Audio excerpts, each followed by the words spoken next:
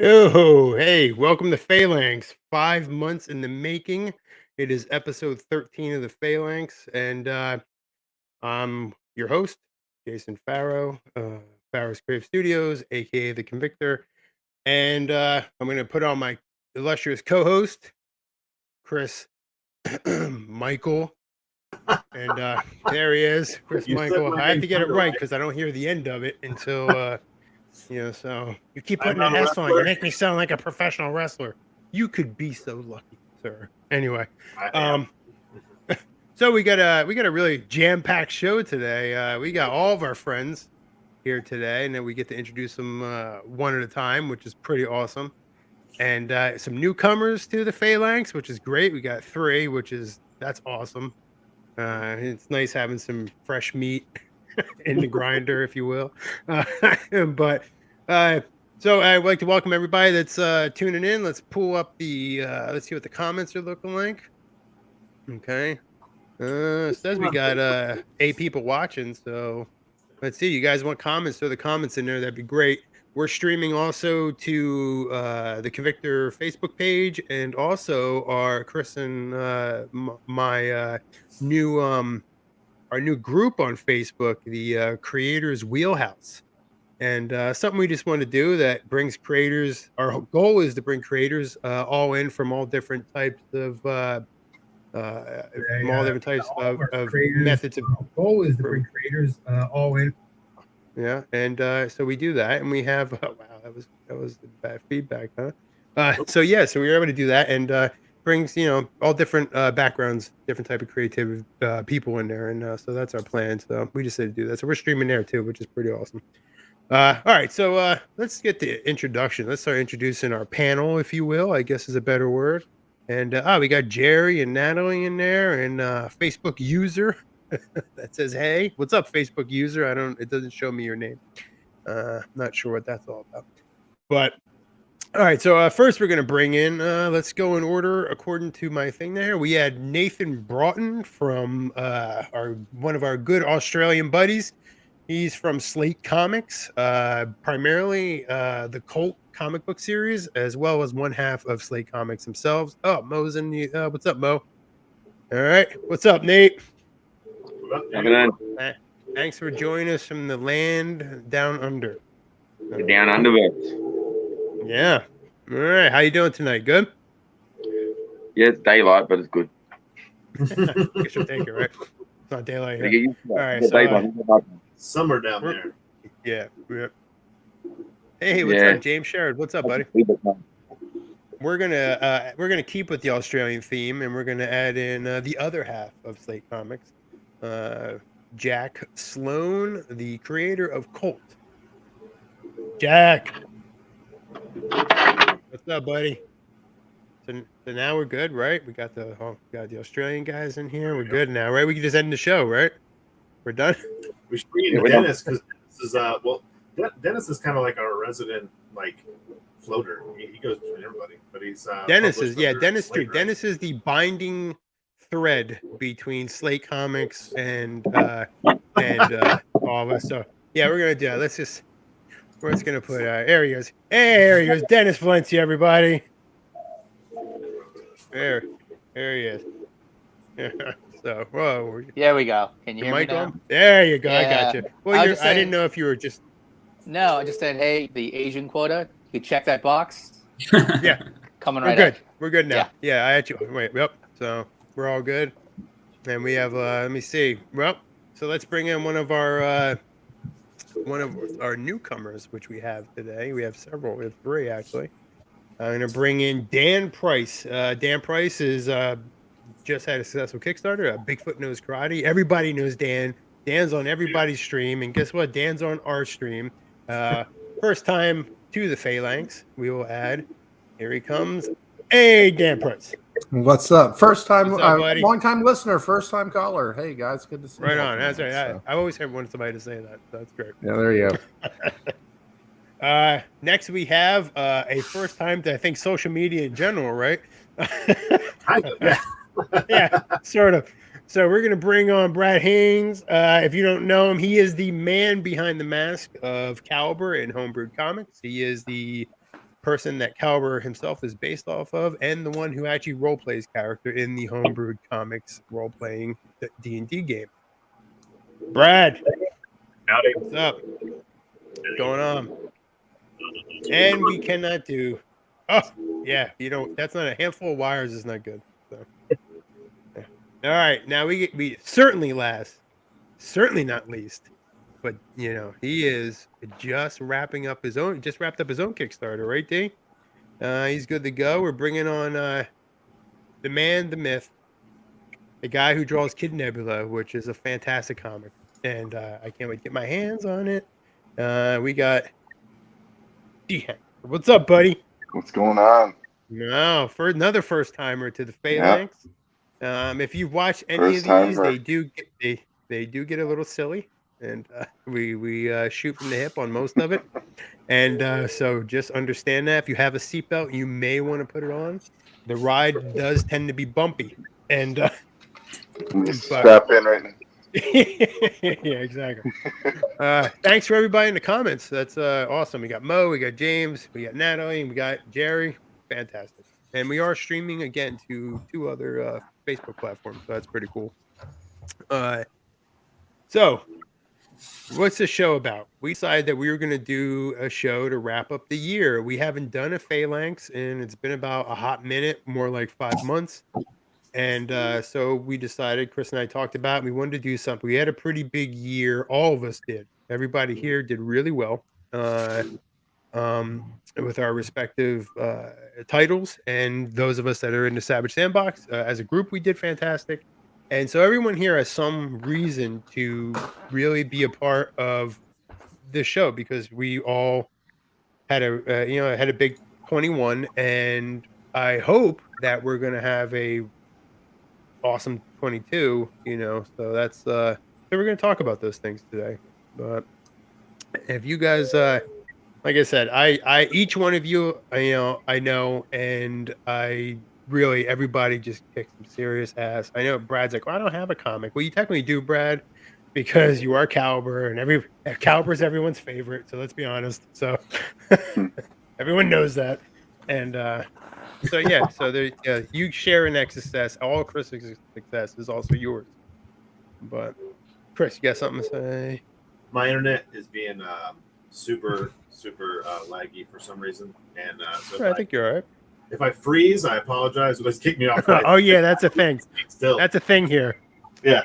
So it wouldn't be a Phalanx without some connectivity problems. So, that's right. That's right.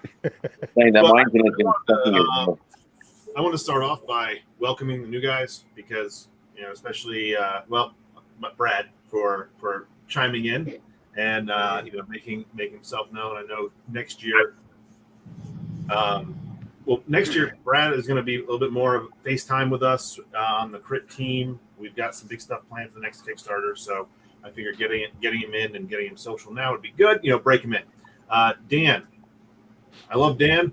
Dan and I have talked for hours on end about comics, which is great. And I love Bigfoot Knows Karate. Great book. And D, I mean, you just jumped on the scene.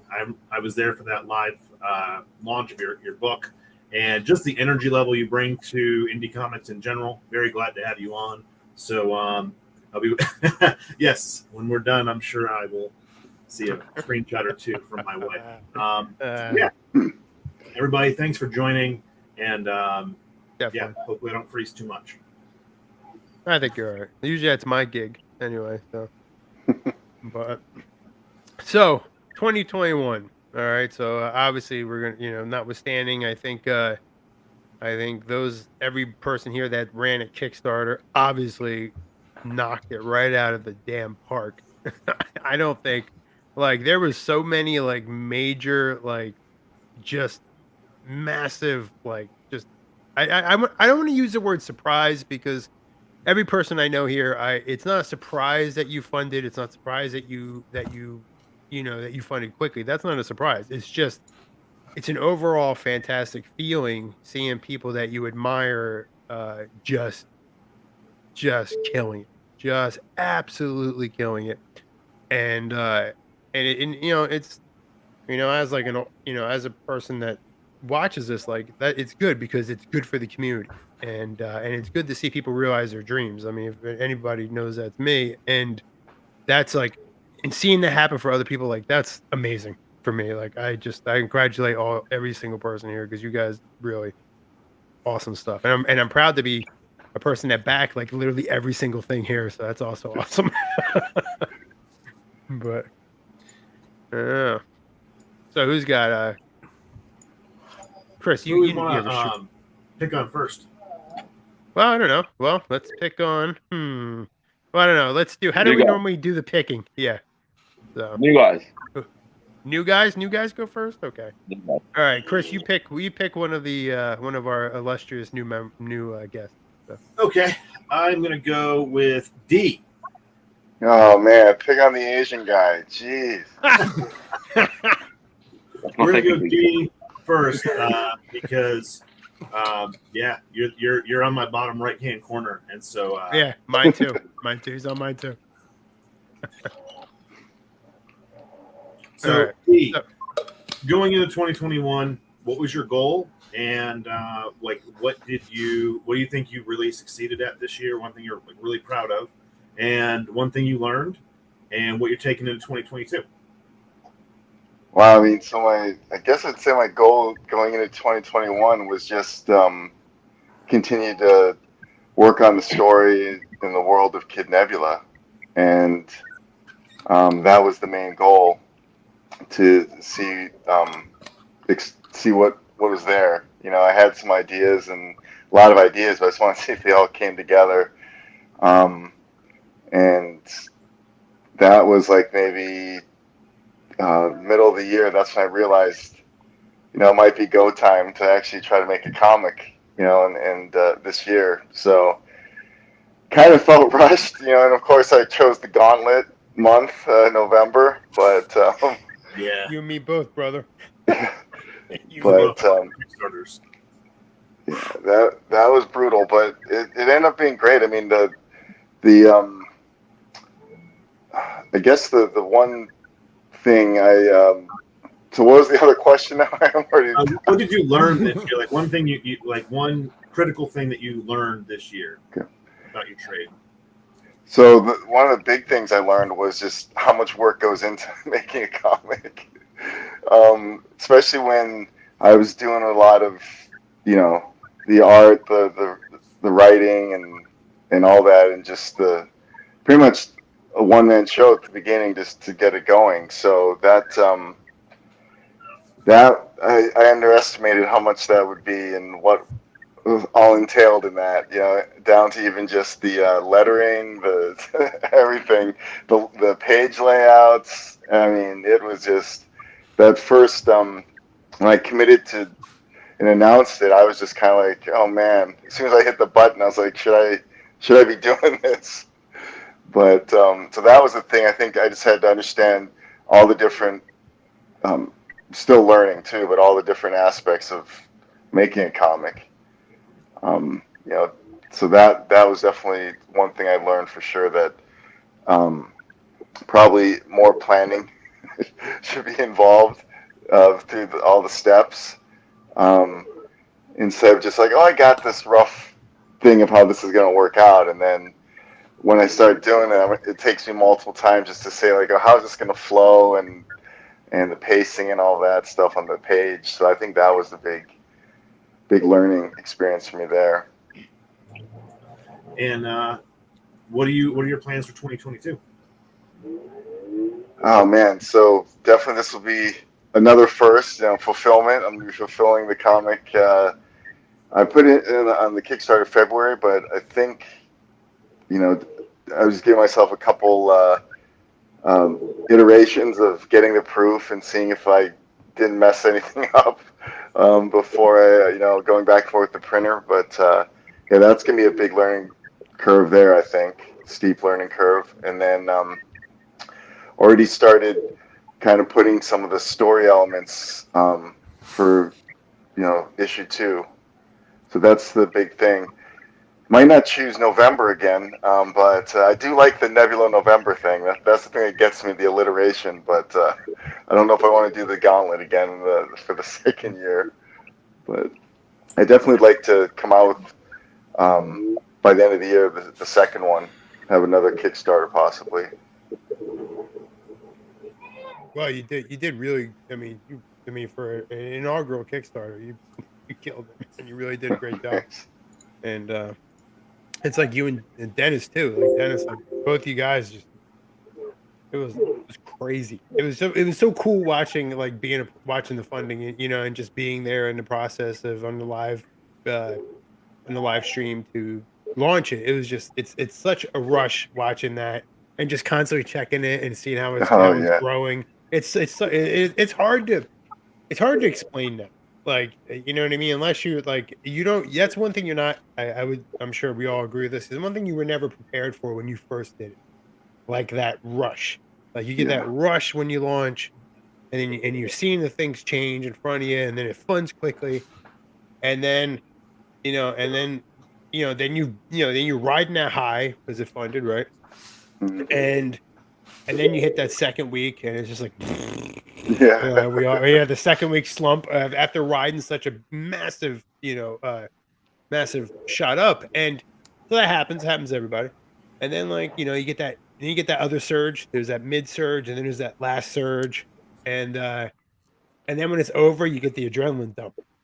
Yeah. All right. When it's over, you're like, it just washes over you, and you don't realize how much stress you were under until it was like over, and then you're like, shit, I don't have to post anything, I don't have to promote, I don't have to spam Facebook, I don't have to do any of this stuff right now. Right. I can just chill and take a breath, and it's exactly.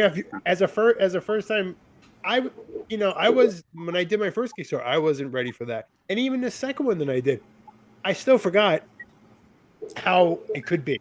You know what I mean? So as a first time Kickstarter person, it launched it's crazy. Like it hits you, and it's just like, sometimes you get to roll with the punch because you don't know what the hell you do.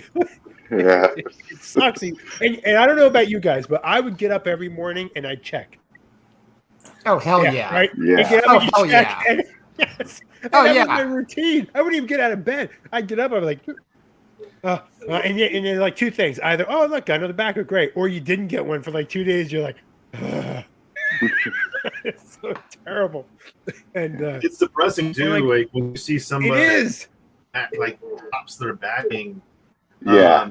And going into that November period, like this was something that Jason and I talked about a lot. Was November is tough because you've got people getting ready for holidays, and that $20 or $10, whatever, on your campaign, or sometimes $100. You might have a big backer that goes, I gotta buy something for my family, and your book just isn't it. No offense, and you can't take offense to that if they're. I mean, I can speak from personal experience. That literally happened. So, when you I mean, it happens. I mean, it's not much you can do about it. And then sometimes you are able to get that backer back if they realize if they go down a tier or change their pledge, or you don't get back. I mean, it's the holidays. I mean, that's what I said. Like with D, November is. I don't know if I'm ever. I won't. I literally won't ever do it again. But it was stress on top of the normal stress because it's November and you're always you're getting. I'm glad it's over. But all right, so yeah. The first one, you can choose second. Oh wait, did he freeze? There he is. He's frozen. He's frozen. Uh-oh. There he is. Nope. His eyes moved. I said you get to choose the next one. I get to choose. Okay, I get to choose the next one. All right. Well, I mean, Well, I mean, we can't really use Brad. Brad's a character in your book. You can still talk to him about his experience now because he didn't really take. So he hated me in book one because I kind of just did everything and then said, "Here's the book," and we learned a lot in that book. Actually, I got yelled at a lot for that one because it was like, I wish you would have done this. I wish you would have done that. We had like a huge. You remember that? You were like, why did you do this? My character. I mean, there was a panel in book one where Caliber looks scared, and he's like, Caliber wouldn't be scared in this panel.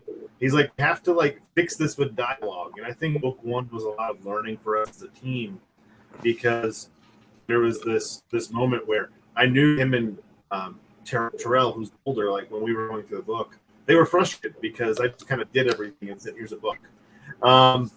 And so book 2 and book 3 were learning experiences. But I think by the time we hit book 4, we really hit our stride as a writing team. And this year alone, I don't know if you want to chime in on this, but this year, I think we started off with like a plan for book 3, which went pretty smooth. But book 4, I think we really hit our stride with our team book 4. What do you think? Yeah, I mean, you got because I You cut out what? I was gonna say I don't know if you can hear me. Okay, I'm on a phone, so it might be difficult to hear me. Maybe so. When you Yeah, grow when you get close, your close, mouth is right. yeah. We can hear you fine. Yeah. Yeah. So I'll kind of like chime in here, but with book 4, I know, and Brad, you can like I said, if you want to chime in, that's fine.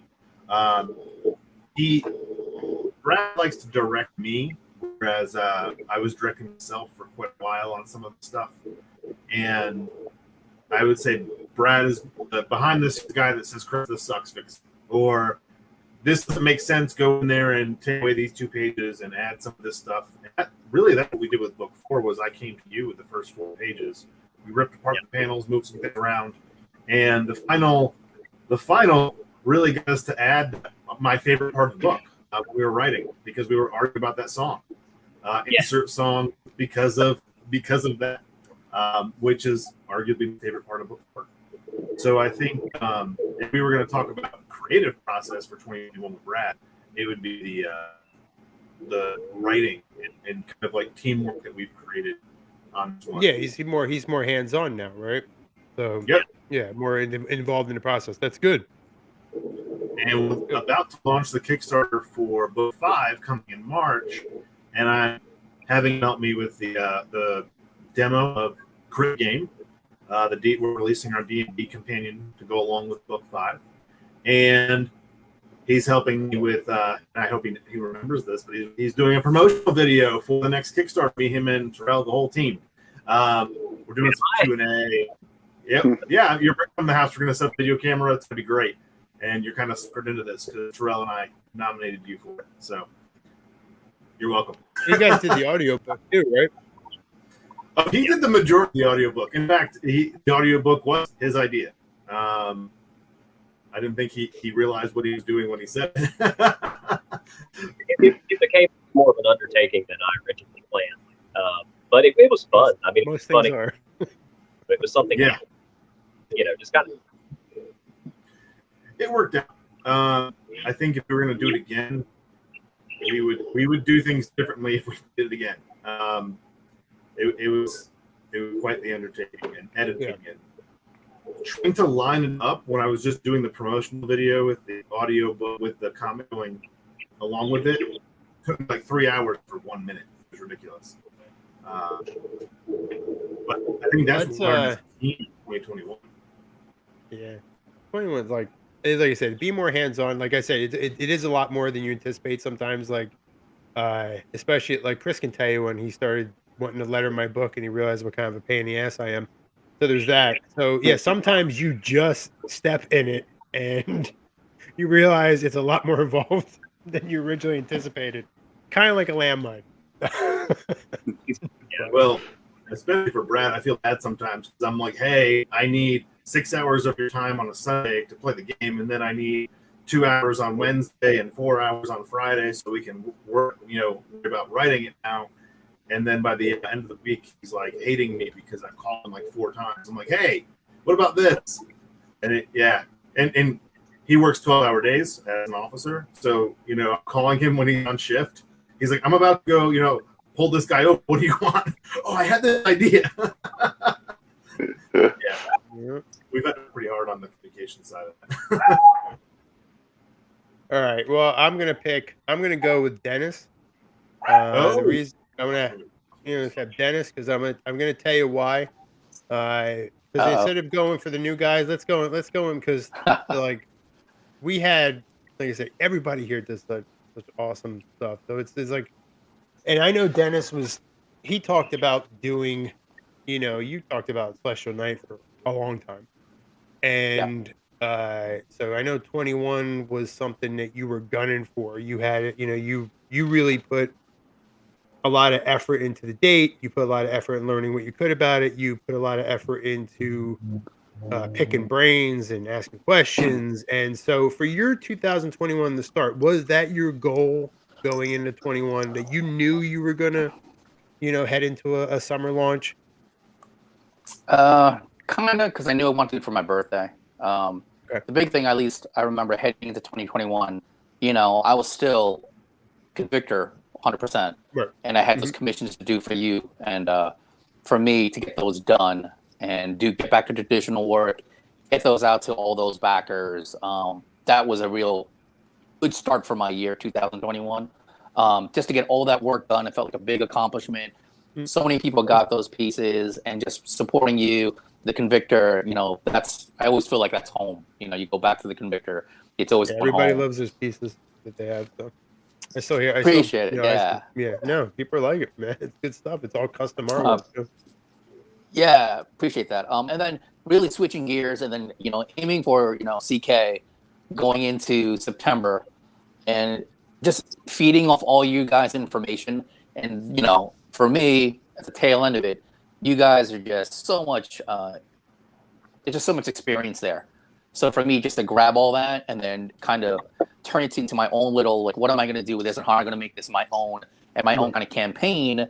What did I learn, or my goals? My goal was to at least end the year in September with CK, full blast. That my whole focus and all my art, whether I'm doing fan art or whether I'm doing pieces for other people, it's always going to be about Celestial Knight. As far as succeeding, for me, I couldn't ask for more.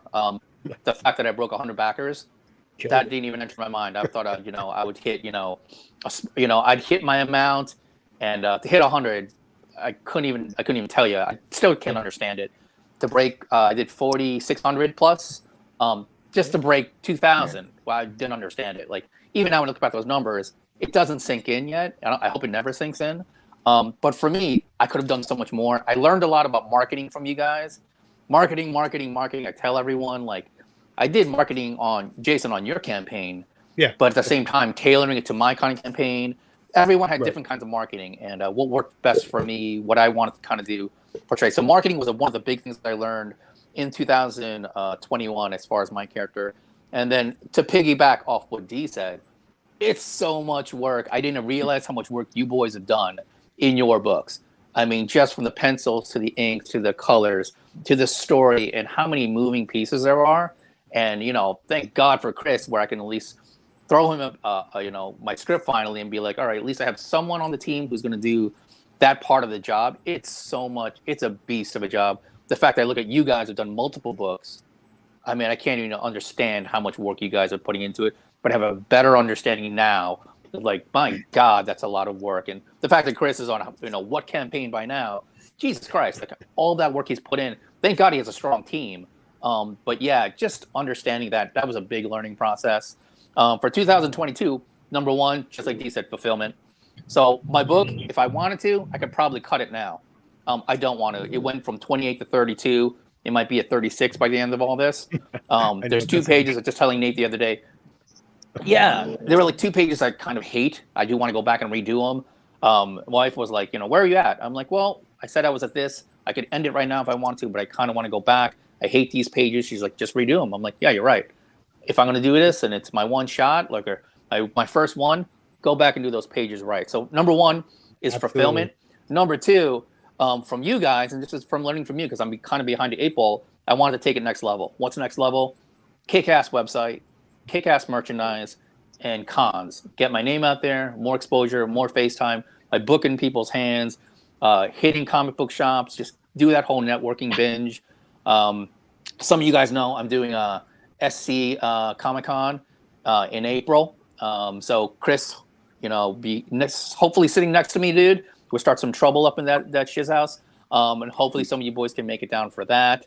But yeah, just whatever I can do to take it next level. And again, the foundation was there. You guys have laid that path. So I'm just kind of following that and then trying to tailor it, to my strengths. That's a lot. That's good. No, yeah, it's not. You think it's good, and like I get what you're saying about you, especially with your first book. You go back and you say, because as you draw page after page, you get whether it's not so much that you're getting better per se, I guess, but the flow is there. You're in a groove. Yeah. And then you go back and look at maybe an earlier page or something that you wasn't sure about, and now that you're in that groove, you're seeing it in a different light.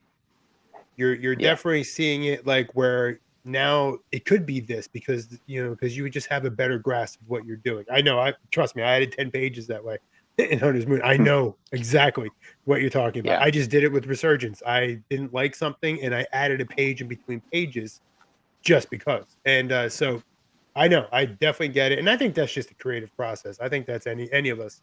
I think we all are guilty of something like that. Yeah. Going back and just not being pleased with it and knowing you can do it better. And you, at the end of the day, you want to make sure that you give your best. That's what you want to say. And you want to, and you want to say, this is the best thing I had to offer. And I get that. I resonate with that to no end. So absolutely. I'm right there with you. Hey, Chris Yep. is better. He's not frozen. Yeah, he got better stream look. Nope, and he's frozen. All right. Yeah, you're there. You moved in time with what we're saying this time. Your eyes weren't like one up, one down, like you weren't like that. So that's good. Anyway. So all right. So Dennis, I mean, you had a fantastic and obviously D, fantastic. And D did, like you said, he ran that damn gauntlet of November with me, side by side with me. And it was a rough one. We ought to get combat tour badges for that because that was that was some trench warfare right there. But and we have, just to recap, we have Brad, who's more hands-on in the process. Brad is Caliber in Homebrewed Comics, and they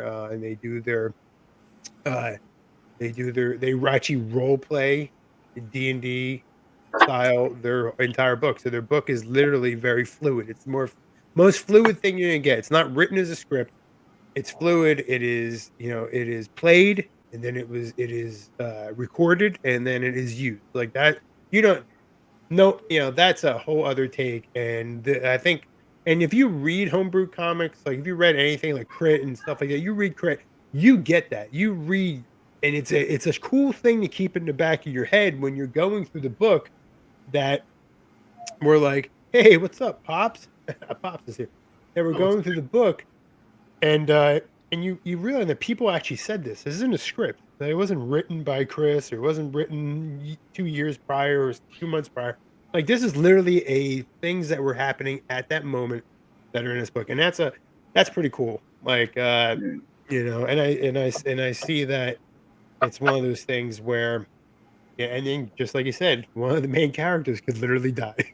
So there's also that because it's D&D. As a person that's played Dungeons and Dragons, like that's the worst. So, screw you, 20 die. Anyway,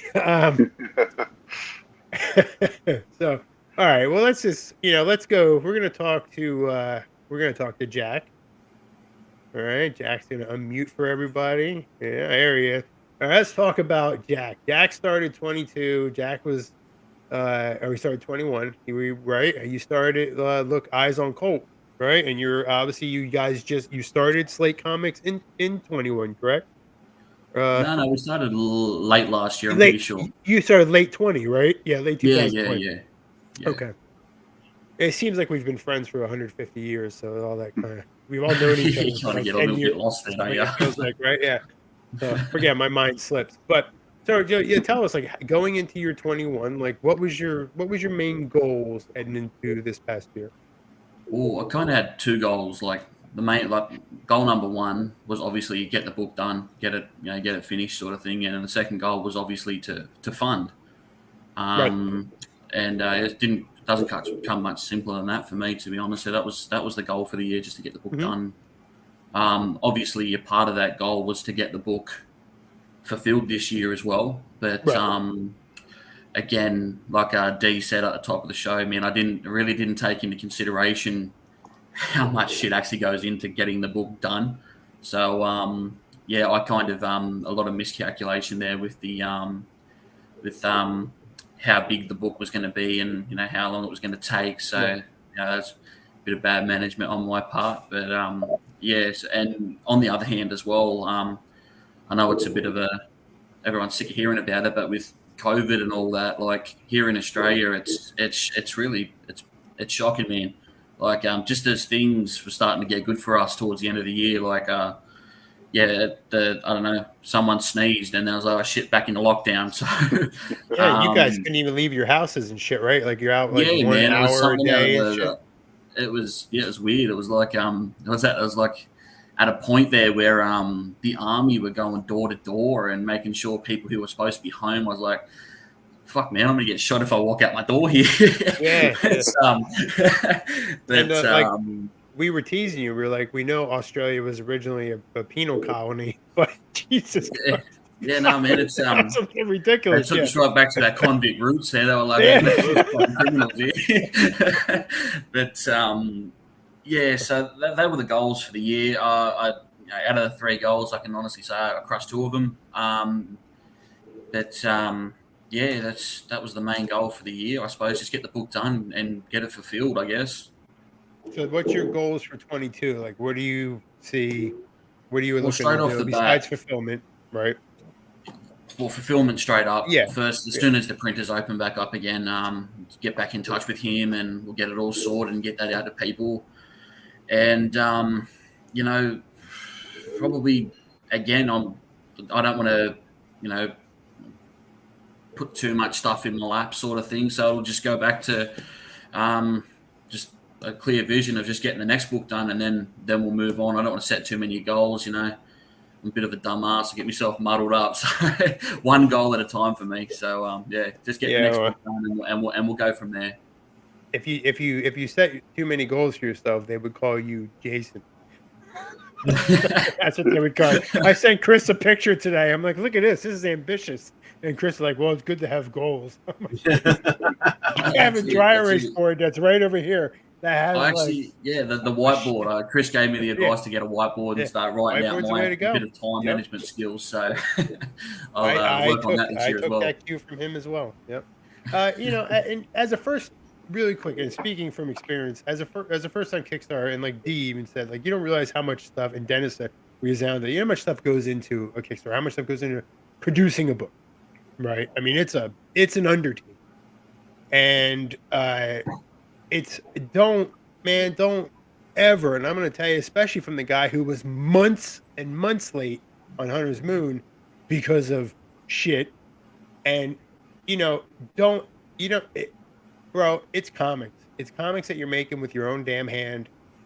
Stuff takes time, and if as long as you're honest, I just actually sent a message to somebody I backed, and they were supposed to have fulfilled in October, and have had no communication since July, since they funded and didn't communicate to anybody. I mean, I was like, hey, are you, what's going on? Like, you haven't fulfilled this. I'm like, listen, I get it. Stuff's late. Delays happen. I mean, it's comics. I get it.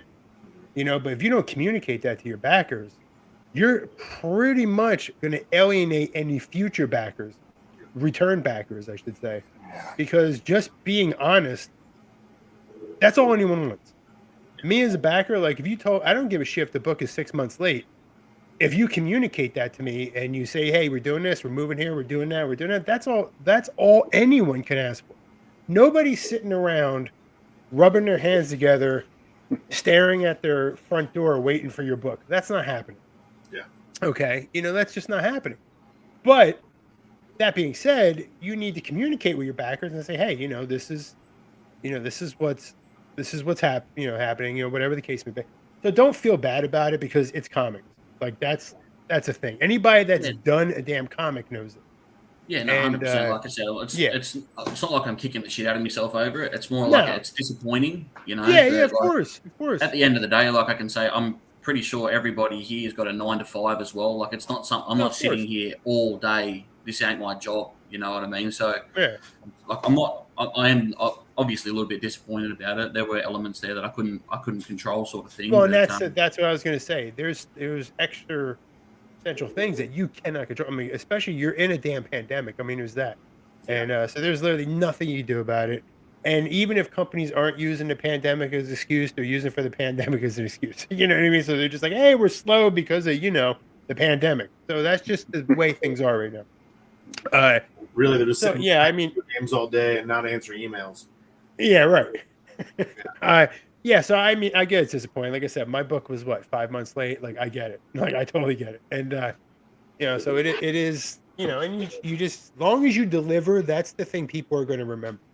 And that's Don't it. create a second account on Kickstarter and launch another book. I wasn't going to say anything, but yeah, that's bad business skills right there. I'm not saying. Say that again, Chris. I said don't create because Kickstarter will not allow you to launch another campaign if you haven't fulfilled. So what I've seen some creators do is they'll have multiple accounts on Kickstarter, so they can launch another campaign before they fulfill.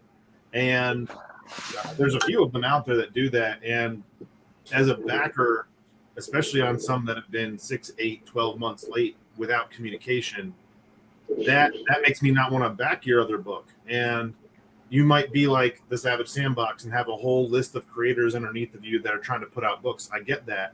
But at least communicate with everyone like, hey, this is a process. Just communicate. But don't put the sequel out to this book under a different account. I haven't even gotten the first one yet, and you're trying to push the second one down my throat. Like, Wow. And I've waited 8 months for it. So you're not. It's indie comics, man. Right, and it is indie comics, and it's just what it is.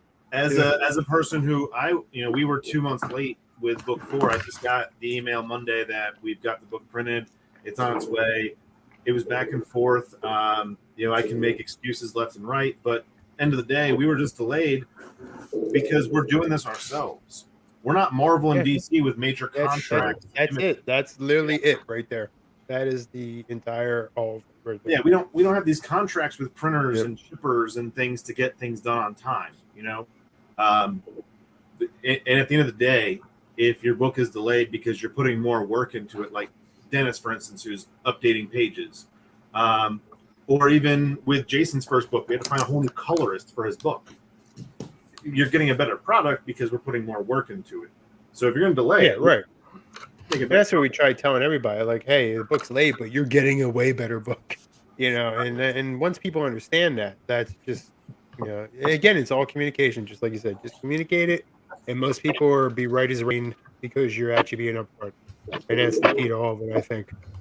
Jason, you can't can't follow you on social media if you're late, though, so be careful if you don't communicate right with him. He'll blacklist you. He'll email me 5 times. I won't blacklist you. I'll put you on the list. Dennis knows what I'm talking about. I'll put you on the list. I have a list, and it's, and I will put you on the list. It's just, it's written in lipstick too, so be careful, Yeah, no, it's literally written right here on my board. It says the list is real. So I don't pretend not to be petty. I am petty, and I am proud of my pettiness, and that is it. So, that's it. So it got me far in life. I'm gonna keep being petty. So all right. So you know what? Let's go. Nate, Omen. How did we? Yep. Omen's been the specter that you have been teasing us with and drawing pictures of and making us regret trying to draw his mask. And yeah, it's easy for you. So, so going into 21, what were you shooting for there, buddy? Just to get my book out, or get started on my book at least, and then I ended up doing the colors for Cult. That was a big book to color. I got it. There's a lot of pages. Then there was Crit Zero before that. I raised my hand up. Yeah, you guys started off with a bang in the new year, yeah. Yeah, now I'm pretty close to the finish line when it comes to all the art for Omen. I've done what Dennis has done. A lot of pages have been completely ripped apart and redrawn, recolored. I didn't like the way they were flowing together. A couple of extra pages added, so it's no longer 44. A couple of extra. I'm not going to give an exact count yet because it's probably going to change. That's all good.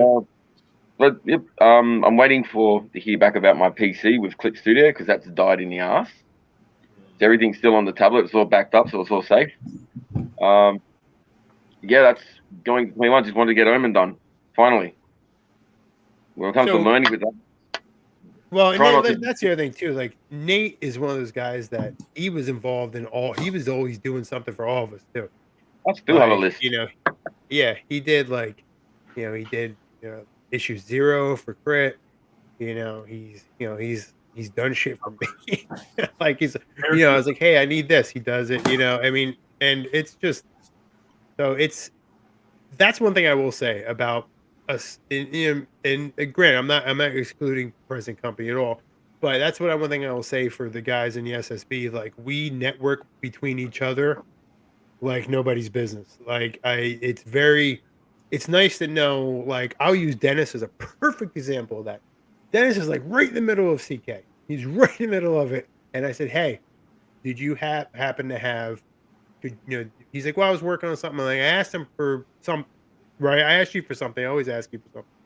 And then he produces this really badass Trident's piece, and which is just, it's an homage to like the Warriors, and as a guy who grew up in the 70s and 80s, like that's my jam. And so that, and then he also retouched a cover that he had given to me. He went back and retouched it. Like my point is, we do that for each other. Like, and I did a piece for CK. I did a piece for Jack, and Jack did a piece for me for the Indiegogo, and Nate's done a cover for certain. That is the one thing I love the most about the Savage Sandbox is what's that? That was a draw this in your style. You stole that for a cover. I did, but whatever. So, but listen, if I made you into a cover, it's kind of like winning, isn't it? So, yeah. And I'm also paying you for that cover, so it's like a double win. So it worked out pretty well. But listen, when you send something to me and then I see it, and Dennis knows, like I'll see stuff and I'll just go, nope, that's going to be a cover. Nope, I need this. I need that. And sorry, you just had done to you what I've done to Dennis like 7 times already since the past 2 books. So it is what it is. It was good. Hey, I don't know what to tell you, Nate. Don't make it so good next time. I don't know what to tell you. Just go through a list of what I've done this year. What we got next year? I've got a cover coming up for Jerry. I've got to get onto that. Awesome. I've got a color in the Mo cover for Chris.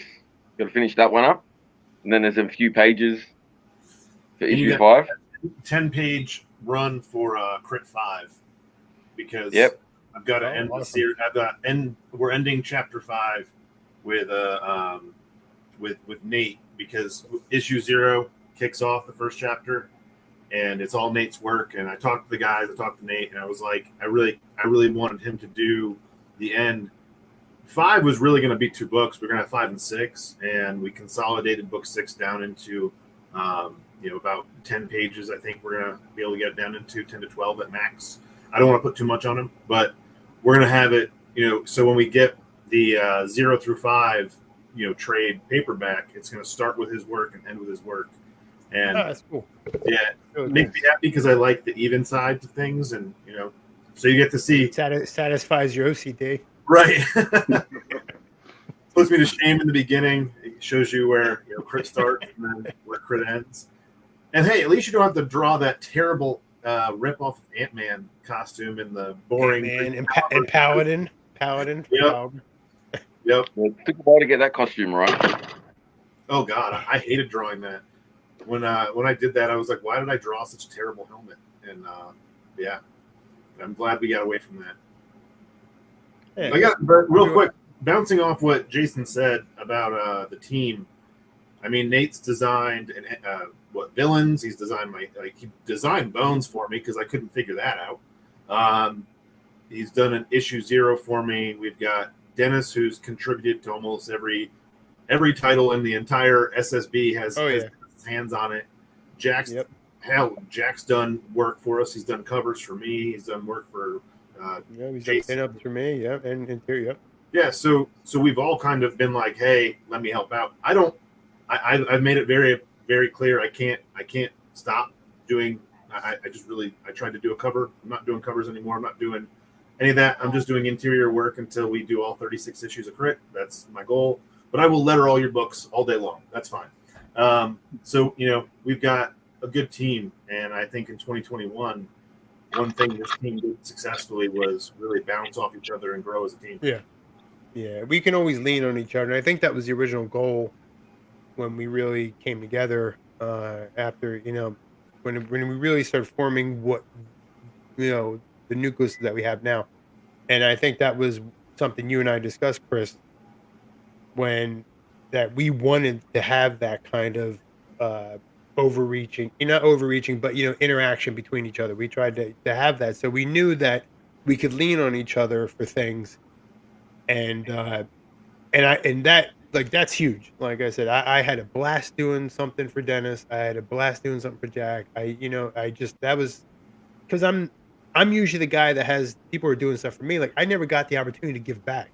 And it really gave me the opportunity to do it. And it's pretty awesome. Like, it's a fantastic feeling. And to know that as however small the SSP community is, we are a community. We are a group of people that trade and share and communicate and give advice and take criticism. We all do that well, and that's pretty awesome. And one thing I wanted Definitely. to avoid at the very beginning was the infight. Like, we kind of modeled the idea after what Image started, back in the 90s. And the fall of them was like infighting over talent. And I was like, I want to respect all of our talent. I want to be able to say, Right. Nate worked on this and Dennis did this. And Yeah, we're right. Exactly. one big, giant, awesome family. And I think 2021, we showed that. And we showed it pretty strong. We'll go into those numbers later, but Yeah, we'll get that to talk about. And guys, we got some stuff to be proud of. But Yeah. I think I we should let Dan talk before Dan's got a lot. Dan's got to talk about BF Kicker. something to be proud of. This guy was making a comic about a condom head hero to badass Bigfoot. So let's hear it. Dan. Yeah, Oh, bro. man. Can I first off just say thanks to all y'all for 2021 was awesome and you guys were a big part of it. I wanted to do this show a year ago. Okay, like seriously, I watched you guys doing this. I'm gonna be on that shit one day, and so thanks for having me here tonight. Glad to have you. So, Yeah, absolutely. yeah, no, this is awesome. Can I say what? It took too long to get you on here, man. Well, okay, look. I wouldn't be doing any of this right now if it wasn't for a couple of things. In December 2020, they were doing the Indie Comics team up. And if y'all remember that, when everybody was crossing their characters over and doing the Silver Age, Golden Age covers and all of that stuff, all y'all were doing that. And I kind of noticed that somewhere in December. And I noticed that in December, and I was like, that's amazing. And that's when my wife and I were talking. I was like, man, I want to do a comic. And she's like, you got to do a comic again. It's been 7 years up to that point. I hadn't produced a book, at least not my own stuff. And, just doing stuff for other creators and that sort of thing. And so watching all these people putting out their OCs, getting their stuff together. I mean, that was around the time I put out, I'm going to draw the 6 fan arts challenge, and I did only indie stuff, and I put a note out, and Jason sent me, hey, can you draw the Convictor? And that's how I met Jason, and then somebody like, Super Stunner Chronic Rangers, Alex Shipman put me in one of his things with Convictor, actually put Latex Avenger in there. And I was like, I got to draw something now. And it was like, I got to do this and do an indie comics team up cover with Latex Avenger and a few other folks that were in that. And, that really got the juices flowing. I mean, I was going to go back to the well. I was going to do a Latex Avenger book, but pump the brakes.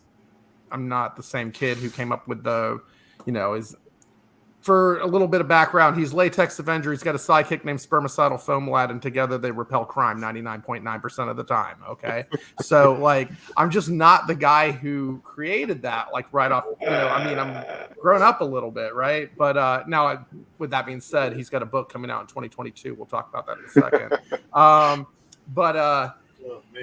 had this Bigfoot nose karate idea bouncing around for a few years. I kind of had a design of what he would look like. If y'all go back through my Instagram, you'll see from 2017, 2018, there's Bigfoot nose karate, just doodles, so it's like watching you guys doing what you're doing, right in January, y'all announced the SSB. There are a couple other groups popped up right around that same time.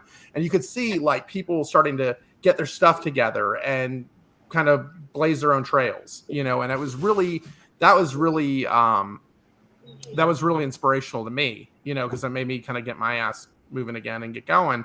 And by February, I was working with Casey Allen, my co-writer on Bigfoot Knows Karate. He was editing up until that point, and then we made the decision around March that he was going to come in and co-write with me because I'd never done anything of this big of scope, and it was amazing. We had a script going, kind of a really good script by February, March time period to work from, and just the goal was get the book done by the end of the year. That was the biggest thing, is the book had to be done and in Kickstarter by the end of the year. That was just a personal goal for me. So I did mine in mid-October. So I'm part of November. I didn't have to, bear the November brunt like you guys did. That was, because seriously, y'all did great through that too. Y'all really did great through that. But I was a couple of weeks behind you, Dennis, on Kickstarters. Was it about a couple of weeks, a month, something like that. But man, what did I learn in 2021? It was, get a character that grabs people attention, kind of figure that out, come up with a title, come up with a character that's just going to make people wonder what the hell is that about. And it was really difficult to do that without telling anything about the character. Some of y'all have read the book. All right.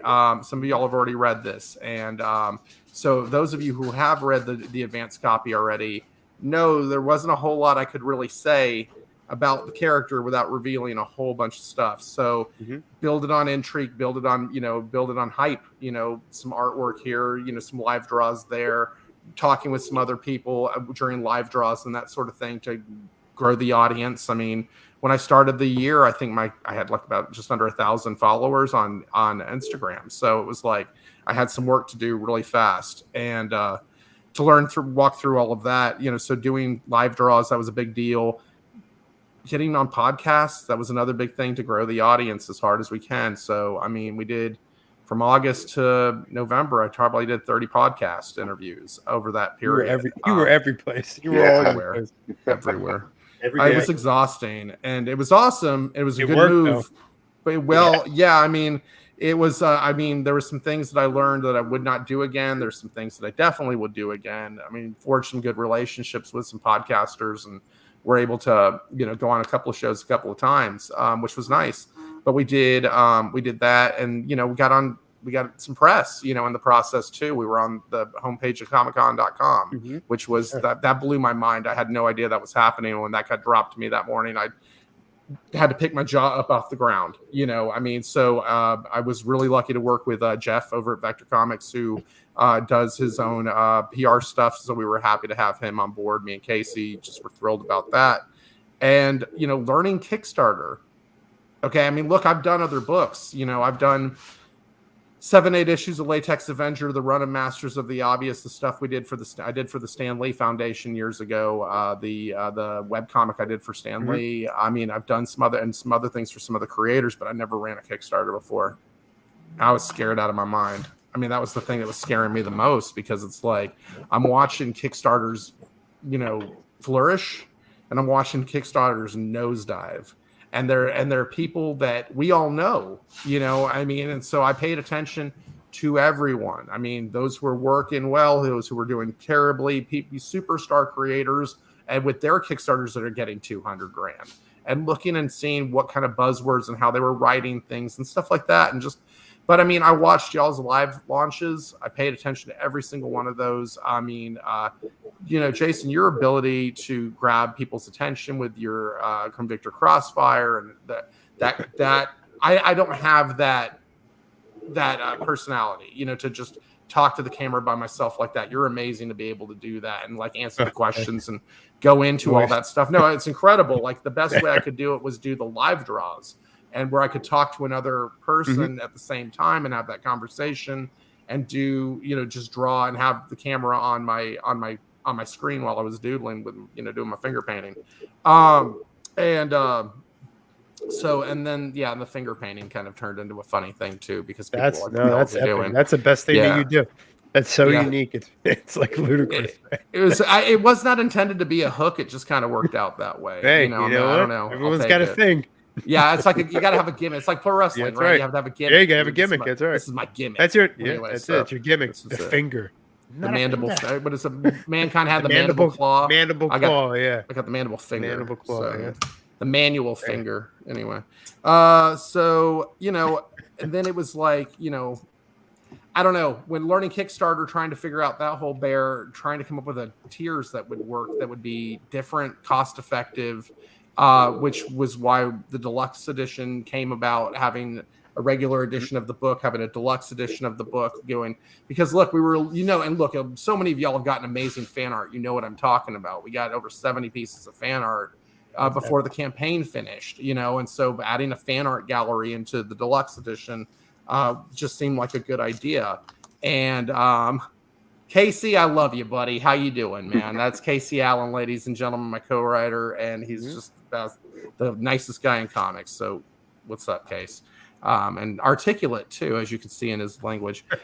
So anyway, so yeah, I mean, yeah, it's perfect. Yeah, he's good. He's a good guy. So coming up with so we did the director's commentary too, which I'd never seen anybody really do. Yeah, that was cool. Like that I saw before. that. That was awesome stuff.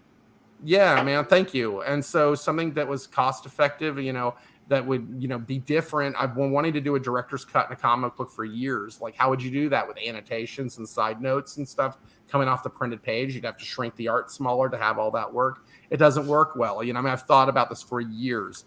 Putting a QR code in a comic book here. I'll put in a QR code in a comic book literally allows us here. I got to turn it around a little bit so y'all can't see, but yeah, you got the QR code in there, and then that just takes you right to the director's commentary video.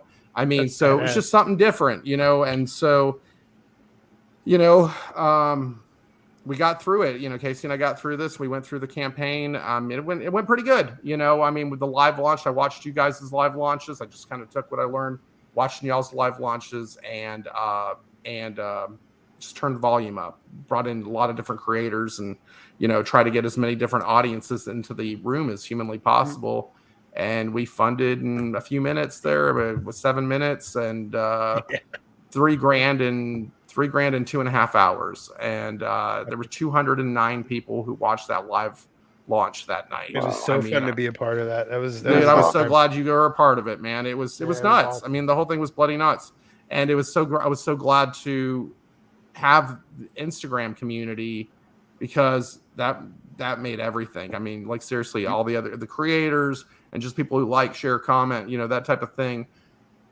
Everybody, I could feel like I had been feeling really good about Instagram. I'd been feeling really good about I'm driving people away. They're all turning their cameras off. Yeah, I think Australia sunk. I think that's what happened. Okay. Yeah, I'm sorry, I'm babbling on. Or they just burst into flames again, something. Yeah. But no, it was just trying to, I don't know. Look, in the end of the day, the campaign went really well. I was really proud of it. And the Instagram community would really just accepted me, Casey, Bigfoot Knows Karate, and just, I felt good about Instagram, but I didn't know how good Instagram really felt until that live launch, man. I will tell you firsthand, Instagram literally funded both my books. It's Instagram that does it. It's Instagram. Without a doubt. It's definitely Hunter's Moon. It was Instagram that did that. Dude, yeah. Look, if you go through your Kickstarter breakdowns, you can see where all your leads come from, right? Yeah. Only 34% of my leads came from Kickstarter. Okay. Yep. The rest of it came from 66% of it came from other locations. Yep. Instagram being one of the biggest ones, my website being a huge one, and then the links from the other podcasts and things. But Instagram is the meaty, is that important meat right there. And I cannot express how thankful I am for it. So that's 20. That's what I learned. I learned a lot over this year, but 2022, it's Bigfoot Knows Karate issue 2. It's already being written right now. Oh, yeah. It's already. You heard it here first. Yeah. No, it's already. Yeah. No, it's already. We're already in the script for issue 2. Have been for over a month. And then the book. I'm signing off on the proofs. Hopefully tomorrow I get to sign off on the final proof. So I've got these proofs here, and then hopefully I'll have books in about 2 weeks. And getting those in boxes. I got 200 Gemini mailers sitting right over there. I got 212 people I got to get things to. So it's physical or digital both. So I got to do all that. That's dope. And also, Jason, one more thank you, real quick, man. Thank you for giving me Hunter's Moon to be able to do to my digital audience. Oh, yeah, of for my course. digital pack. Absolutely. Yeah, man. Of Thank course. you. I owe you Yeah, that. no If you ever want a Bigfoot Nose Karate #1, I man, do. let me know. It's coming. All Don't worry. right. Oh, especially for my next book, when Done. Latex Avenger is going to make an appearance, and Oh yeah. don't forget, Oh, because yeah. you remember you requested very I specifically. want that. Okay, so yeah, Latex Avenger makes his appearance. That's right, in the Yeah. Convictor, and then we also so Latex Avenger gonna get murdered in the Convictor. I can't wait to see that happen. You literally And made then- that request, and I did. instantly I got to give you the dialogue I came up with. It'll blow your mind. I can't wait. I can't wait.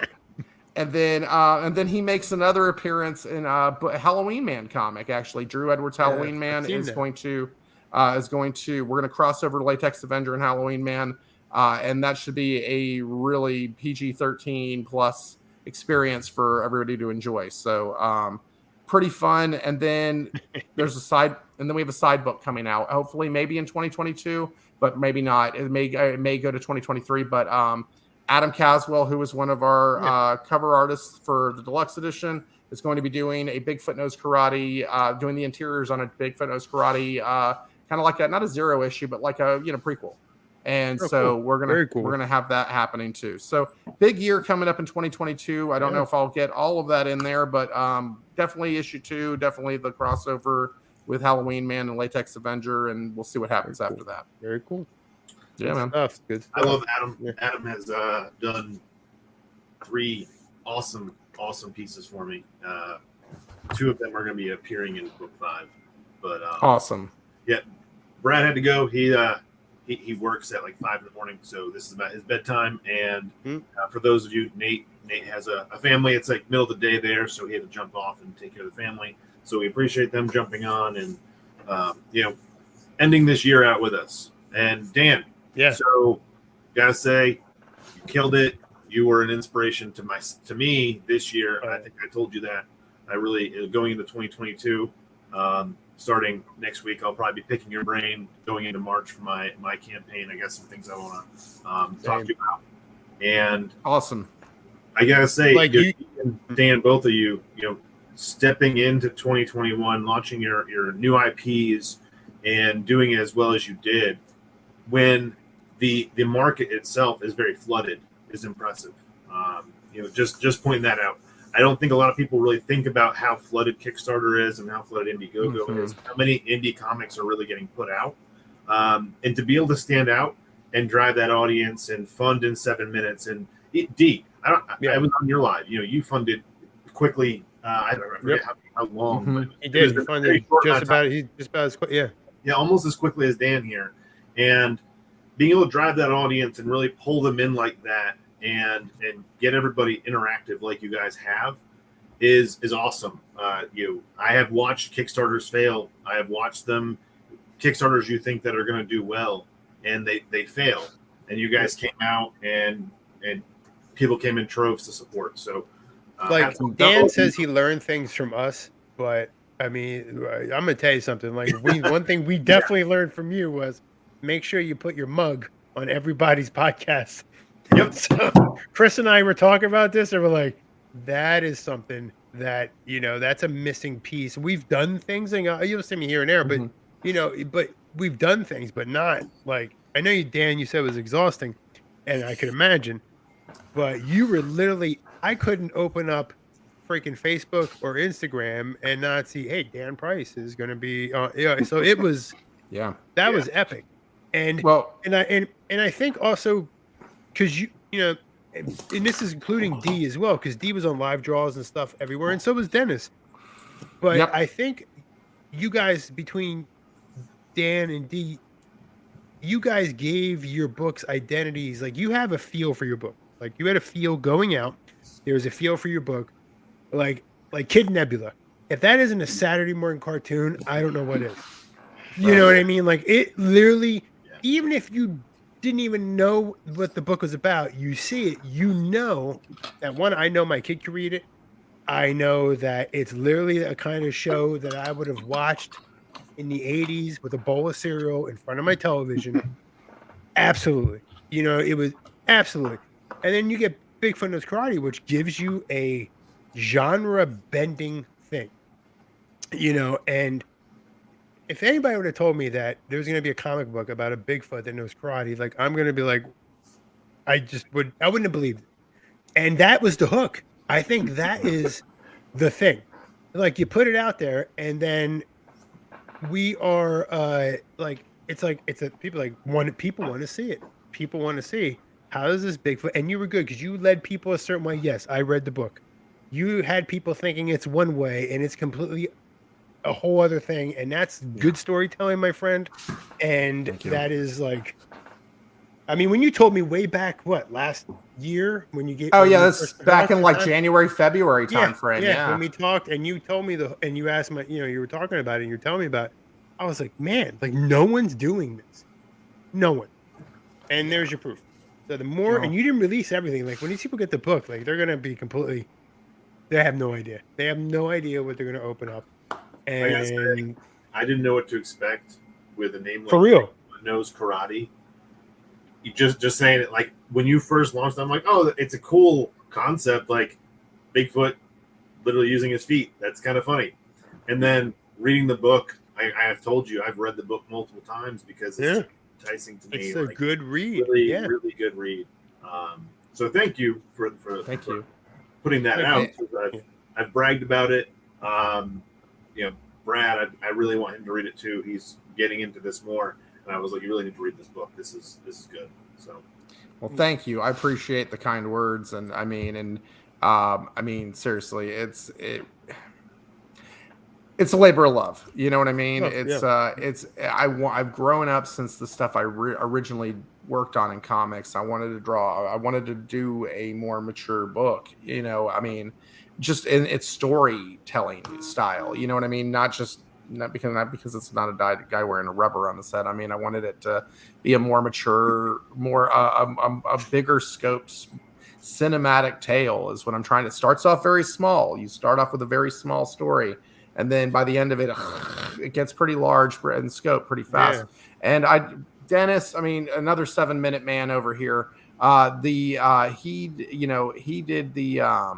He did the director's commentary for us, and I went back and listened to that thing, Dennis. I mean, thank you again for doing that, being a part of that team that day. Because I mean, we didn't get to talk about the book for the entire year, Casey or I. We didn't, every podcast we were on, everything we were like, okay, it's Godzilla versus Kong meets Kill Bill. And that's about as much as we were really saying about the story. General Cryptid Warrior, has to live in a world, Bigfoot living in a world, and so doing that director's commentary, it was kind of like diarrhea of the mouth almost. Like we got to talk about this shit at length and just like Dennis was a trooper. He stayed in a video with us for 2 hours and 45 minutes. Talking about a 30-page comic book, dude. Thank you so much. All right. I will tell you about Dennis. Dennis is out of all his great qualities, besides being super helpful, Dennis is He's fan. Amazing. He is the biggest fanboy. You know what I mean? Like he is a super fan, and it shows in every single thing he does in anyone's project. And I think that's his superpower, being like a massive fan. So it's amazing. I'll take it. I will say that the director's cut, because I think we've all wanted to talk about our book, like the musings behind all it. And I remember Jason, when he led us through Hunter's Moon page by page, like that was the closest I was like, you're actually getting to talk about the minutia and the craziness in your brain that flows onto your page. But the director's cut was all of that, where not only was it just your brain, Casey's brain, but it was other people take on it. As I was reading it, they referred to me from the art part of it. So I was able to give my art critique on what I was looking at. And it was just a really cool thing here. You guys and your brains just poured on the paper, and then someone like me coming from the outside and reading it and looking at it and giving you my insight. But just a genius idea. And those are the things I take from all you guys is, here's something I've never heard or never seen or never done. And again, put that in my little, holster of things somewhere down the road I'd love to do. But again, that's part of the great part about the community and us working together as, creators. It's amazing. Go ahead, Jason. Sorry. No, go. No, I was just going to say, I just want to, for 22, I just want to see a Kid Nebula and a Celestial Knight team up I was just putting it out. Oh, it's happening. Yeah, That's awesome. I figured two guys Yeah. with galactic. Come on. I mean, if it didn't happen, I'd be pissed. I think I have like little Easter eggs in the book. I probably have more Kid Nebula Easter eggs in it Awesome. than any other. And I have it makes Easter sense. eggs for all you guys. Yeah, it makes But sense. though. Kid Nebula, I probably have like, more than anyone else. Yeah. Hey Dan. Yeah. How does someone get your book if they didn't go to the Kickstarter? I see that now in the comments. Obi, do me a solid, and if you're on, is he on Instagram or you're on Instagram? Go to my URL or go to Danomite139. I can't type in the chat for some reason. I'll send it to him. That's Reach in my book. He's part of. Okay. Oh, far out. I love your character, man, and I didn't get to say that to Caliber as well, Brad, because I drew him. I got to draw. I drew him in your contest. That was fun to draw. So that was fun to draw. I enjoyed that. I will share your. I got to read Crit last week. Okay, so I got to read all of Crit last week, and so I've read Hunter's Moon. So I'm really looking forward to Resurgence on that one. D, you got to give me your damn book, dude, because I'm like chomping at the bit for it at this point. Same thing with Dennis's, and he keeps adding pages, which means, come on, dude, give me my comic book already. You know, I mean, I want to read these things. I'm like, I want to know what I'm getting myself into here. And it's the thing is, it's like, you back, some of the stuff you start backing it because like you're fans of the creator, right? Yeah. But then the more you get, the more marketing that you've been has infiltrated your brain from all their stuff, all their Instagram and all that stuff. Now I'm like, I want to know. I mean, I just want to know what's going to happen next. And so many of these books. So it's been a blast. Like I have a giant stack of Kickstarter stuff that I need to get through over here. But I've got Casey. I'm almost done with Casey's book Voodoo Child right now. That was amazing. And Resurrection. I don't know if any of y'all got Resurrection. No, I'm sorry. Retribution. Yes, Retribution. Thank you. That's on the top of my stack to read as well. That thing looks amazing by Cheesy Comics. Yeah, Robert Garcia. That looks amazing. I have a long box. Me too. Comics that I need to go through. I'm staring at it. It's right over here, and it's a pile of Kickstarter books. Right here, I have one box of mostly Image comics and some of my older Marvel stuff that I've collected, and I have so many Kickstarters that I've collected over the past 2 years. I had to get a long box for them. Right. I love every time I get something in mail and I walk in with a Gemini mail or something. My wife's like, "Yay, another Kickstarter!" Well, I get the mail before my wife. Yeah, I'm like dripping with sarcasm. Like, I'm like, okay, all right. So, whatever. When my wife saw my contribution to Resurgence, she is so damn. Yeah. And I said, "Early Hanukkah present, it's cool. Trust me, that's a gift for myself. Early Hanukkah present." That still was nutty. You shouldn't have. That done was great. But... I was so happy to because I'm gonna get killed. I was like, Latex Avenger gonna get killed. That's even better. So I like I said, I think I may have told Chris, like I came up with this whole a general outline on how those couple panels will play out. I can't wait to see it. Yeah, and only because I can't talk so much about the villain I'll tell you. You've showed me stuff earlier. Separately, I'll show you exactly what my villain looks like, and so when I introduce that to you visually, and then I tell you what's being said, your guy who wears a condom costume. So you're good. Yeah, it's gonna be good. It's gonna be really good, and it's gonna make a whole lot of sense. And it's totally, it's gonna be good stuff. So I can't wait. Awesome. So Chris, we didn't talk about you. Are we gonna do ours now? You don't want to gifts first? you want to do that? Let's do gifts. Let's do gifts. Right. We have SSB gifts. Not we have awards. Because we've been a whole year now as this brand, this I guess an imprint, right? And we've literally it's crazy to think a year has passed that we've done this, and like I said, the in sharing and the camaraderie and we smack skulls sometimes too, especially me. If anyone has heat with somebody, it's usually I'm involved in it. So that's usually how that goes. But to know me is to love me or hate me. So that's your choice. Pick one or the other. There is no middle ground with me. Both. Or both. Or you can love and hate me as well. That's right. There's also that. You could do both. But yeah, and we just decided that Chris and I were talking earlier today, as we often chat, and at least every day. So I was said, Chris had this great idea, and I said, yeah, this is a really good idea. And we talked we were on the phone about an hour, and as I was trying to fix the LEDs on my light on my desk, which I did, success. Anyway, but so while I was doing this, and knocking all the stuff off my shelf because I couldn't get to it, but anyway, we came up with some really good awards, and we decided who got what and why, and then and then we did one we did one, obviously there was other involvements there, because Chris and I, we kind of co-host this thing, and the SSB is just something that which we all do, we all believe in, and we all are just trying to do the best that we can do and our goal is always to better each other's product. Like, I think that's pretty much what we shoot for. And we're always there to try to lift each other up.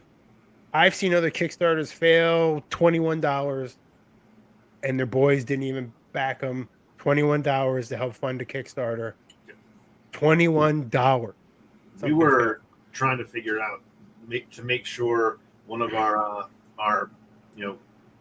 partners hit 200. Someone backed out on almost $200, and we were ready to. We had a plan. We always have a plan. We won't let each other. Listen. I mean, Chris, I'm sure a lot of us come from backgrounds where, it's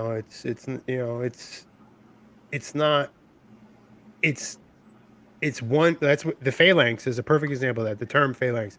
It's a group of people for one goal. That is a true Phalanx. And that being said, the SSB is running the same way. We will never let each other fail. We won't do it. And we have plans. There's always inner workings. There's always things going on behind the scene. If one of us are struggling, how to pick that person up. If something is, we have contingency plans. Like, if this doesn't work, it's just what we do, because that's what friends do. And that's what teammates do. And so I mean, I'm from a job that's team oriented, and I would never let one of my guys fail like that. And no matter personal grudges or any of that shit. I'm not saying we have personal grudges, but I'm just saying, no matter what, you are a team. You all rise together or you fail together. That's it. And no one's failing on Chris and my watch. Like, that's never going to happen. Jerry's part of that too. Yep. Jerry's part of that. No one fails on Jerry's watch. But all right, enough about that. We got these little fun rewards, awards, I should say. Yeah, I want to celebrate the team before we go into our stuff. Go do it.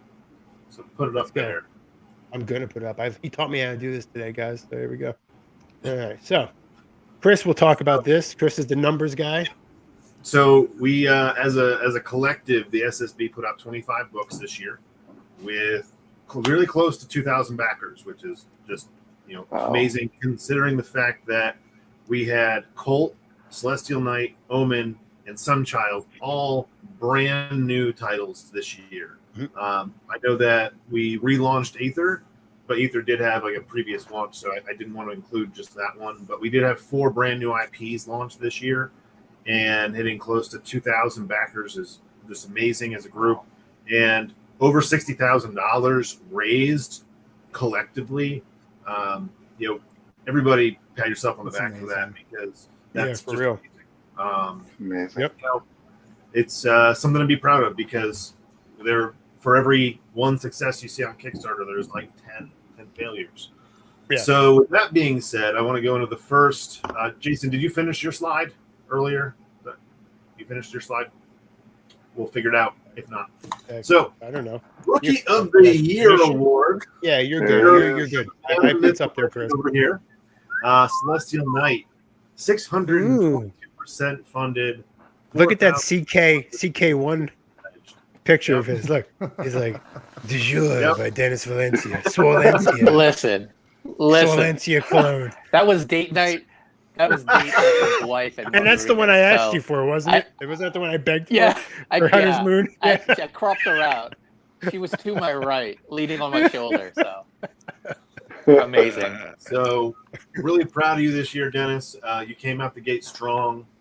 I mean, just your funding percentage alone shows that you really drew 107 backers your first campaign. I remember. Hey, Chris, real quick. My slide is the very last one. I just added it up. Okay. So again, dude, just congratulations on the success. You are a huge part of our team, and you deserve Rookie of the Year. For real. For reals. Yes. How strong you are just a force to be reckoned. Congratulations, man. Seriously. Yeah, CK is now a household name, and he's very unique looking. So that's the best part. Like, no one's gonna confuse it with anything, and that's the best part. He's a scary one to try and draw. I've actually seen 2 or 3 sketches and just nope, I can't do it. Not right now. It took me 4 attempts to get that even remotely okay. I still didn't like what I came up with. That's hilarious. So appreciate it. Awesome. Dennis, I'm going to send this to our group chat, by the way, so everyone can download for real. Yep. Most backers. Awesome. Burlap, 200% funded, 213 backers, 6,000 pledged. I read this book while I was flying to and from. I don't even remember where I traveled so much this past year. I think it was flying home. I'm in an airport and I was just reading this and I almost missed my plane because I was reading Burlap. Jesse's a hell of a writer. Jesse is seriously one of my favorite indie writers right now. Maybe just my favorite writer. Yeah, the story itself is just so great. I can't wait to read the rest of Burlap and his ongoing trilogies and stories and all the extra stuff he has, and the connection he has to the character is just amazing. So I know he's not watching right now, but he definitely deserves all of the support and backers he's gotten for this series. So round of applause for Jesse on that one. And Dennis, Rookie of the Year. There you go. So again, Nick was supposed to join tonight. He was actually sick. He couldn't join. His campaign got the highest funding out of all of the campaigns we launched this year. Almost $8,000, 315 funded, 166 backers. Another crazy, right? Yeah, it's awesome. Another series I actually really adore the character. I've really enjoyed the series there. Fun fact, when I first found this book, I thought it was on like a major publisher, and I was like, why is this on Kickstarter? Yeah. So that's good. It gives you that feel, yeah. You know what I mean? Yep.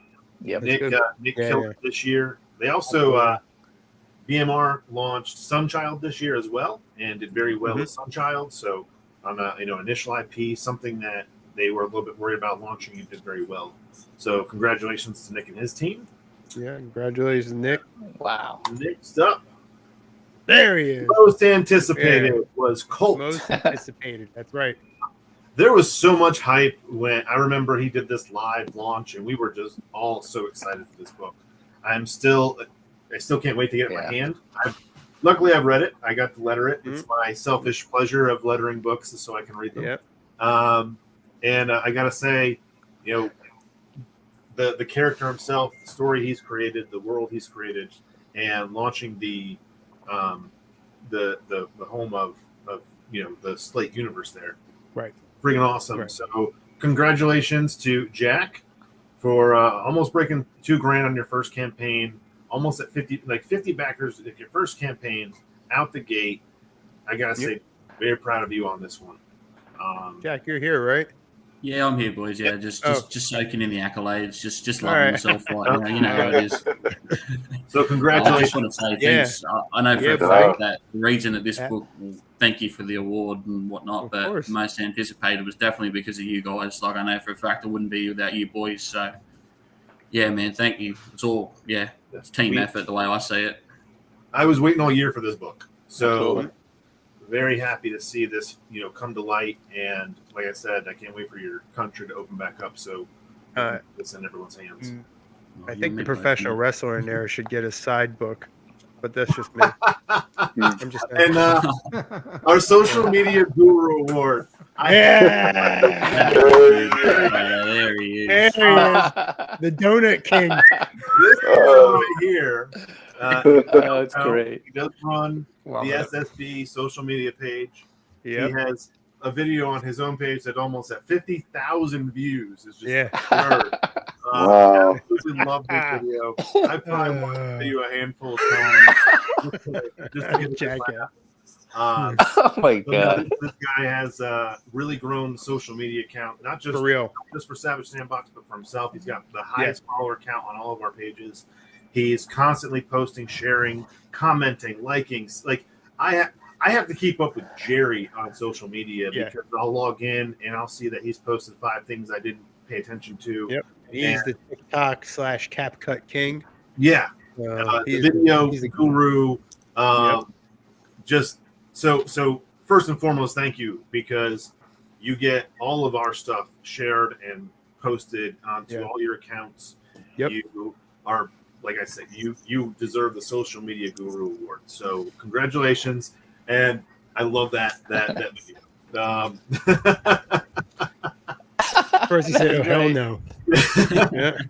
And I wish he was on here still, but the Artist Award of the Savage Sandbox, he has contributed to 7 covers, 3 successful campaigns, because he's been on the Crit Zero, he's been on Colt. Actually, I think we should probably make that 4, because I'm sure he's contributed to Celestial Light as well.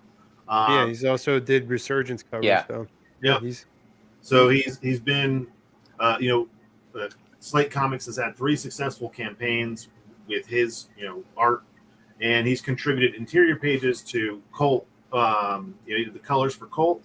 He did interiors for Crit Zero and interiors for his own book. So Mid's been busy all year doing art for Very all busy. Sandbox. Absolutely. So congratulations to Nate. And then on to Publisher of the Year. I did all the numbers, and Covenant Comics put out 6 books this year, which is a huge thing. They had 4 successful campaigns this year, 469 backers with almost 12 grand raised. Those are some huge numbers. That is crazy. From a publisher. Wow. So congratulations. If you haven't checked out any of the books, please do so. You will not be let down on any of them. Burlap is one of my favorites. Crossbones is great. Ether, I can't wait for the next issue. Ether was the first Kickstarter I ever backed. Fun fact. So. And I think this next one is the slide that I made. I voted. This was my vote. Jason. Oh, hey, look at me. There's my mug. Yep. Oh, I got a Savage Sandbox shirt. Well, that's awfully appropriate. For your last Convictor campaign, I think, you took some notes from Dan. And Jerry, for sure, yeah. I remember going up to the campaign. You were just doing your homework on what to do, because, I mean, you were a little bit nervous launching this campaign. It was a sequel. Second books. Always second book. Yep. Worried about it. And you launched it in November, one of the hardest months that we have. Broke Never 170 again. backers. That's just awesome. Never. 2170 pledged, 278% funded. Just absolutely crushed it. So your constant videos, and you drew people into the villains of the book. Yes, that was the plan. That was my plan. Yep. Yeah. To get to, I could talk about the Convictor all day, but I really wanted to get the villains time to shine, because they all have their each personalities. They're all different individuals, and I really wanted to sell the fact that these are a group of different personalities that are all really pieces of shit, I guess. And especially Duke. Duke needs a face punch. But yeah, that was my plan. So I was really trying to sell the villains of this book, because they're not super powered. The Convictor has his abilities and stuff. These guys are just guys. So I had to give them a leg up. I wanted to make the marketing about them, and I'm glad everyone saw for what it was. And really, thank you. I appreciate it. So. Yeah, I mean, it's really inspired me too, because going into March, I am nervous, because March is another heavy hitter month. All my research has said I'll be right there with you. But there are some campaigns launching around that time period that, we're not in a competition with each other, but there is the worry of wallets, getting spread thin. Yeah.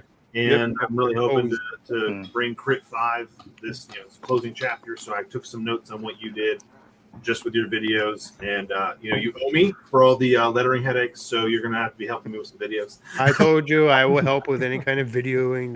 That's another thing about the SSB. Like I found the talent I didn't know I had making these videos, on these different platforms I use, and just trying. I'm not saying it's a great talent, but it's a talent. It's something I didn't think I could do as well as I was doing, and I got better with each one. So that is services that I have no problem offering to my brothers in the SSB. Of course, I like to contribute for once instead of being the guy that people are always doing shit for me. So, all right, this is mine for you, right? This is Yeah. the next one. All right, let me get up there. I want to see what you voted me for. So can you? Yeah, slide the I'm vote? gonna. All right. Yeah, I'm gonna see. Let me see if it. I don't know. Are we allowed? Is it biggest POS? Is that it? Let me see. I don't know. Wait, Oh, that's what I should have given you. is that what it is? Is that what it is? There we go. There we go. All right, Chris. I gave you this for a very specific reason. The SSB would not be what it is right now, currently at this moment, without your legwork, your drive, and your vision. 100%. That's a fact. That is a fact. You were always out there Yeah. doing work behind the scenes. You got us, distribution with Maverick. You got us on Golden. You got us, in Comic Book Shop. That's all you. Nobody else can take credit for that. That's literally you. And your wheels are always turning on how to make that better. You could easily worry about just doing this for you, but you don't. You worry about all of us, and that's a big deal. And that's why it's an MVP, because that's a big deal. And not to mention you're lettering just about everyone's damn book. So there's that. So that's also and really I would have given this award just for dealing with me and Hunter's Moon last January and February. But anyway, but yeah, for real though, I mean, you like everything the SSB is now, 99% of it is because of your drive and your legwork. And not to mention all the books you put out, and you're constantly hustling. I mean, hustle is probably the best appropriate word, because your hustle is strong. And at the end of the day, it's also something that all of us could stand to try to imitate a little bit. And so yeah, MVP is there. I don't think anyone in the SSB would absolutely even have an issue with naming you this. I think we're all on the same in the same. I knew without doubt when I created this that I knew that no one would take issue with this because everyone feels the same. Thank you. I think it's fair to 100%. mention too that he has like 500 day jobs as well. So how? Are you Yeah, gonna- well, yeah, I was going to say that, but yeah, see, yeah, absolutely, and he works 150 jobs, so he's got that. Yeah, and you get fired for one, then he gets hired for two more. So I don't know, it's like a thing. But I actually had a job interview today. I found out if I get yeah, a of job. course you did. Of course you did. Job 501. Yeah. No shit, Chris. No shit.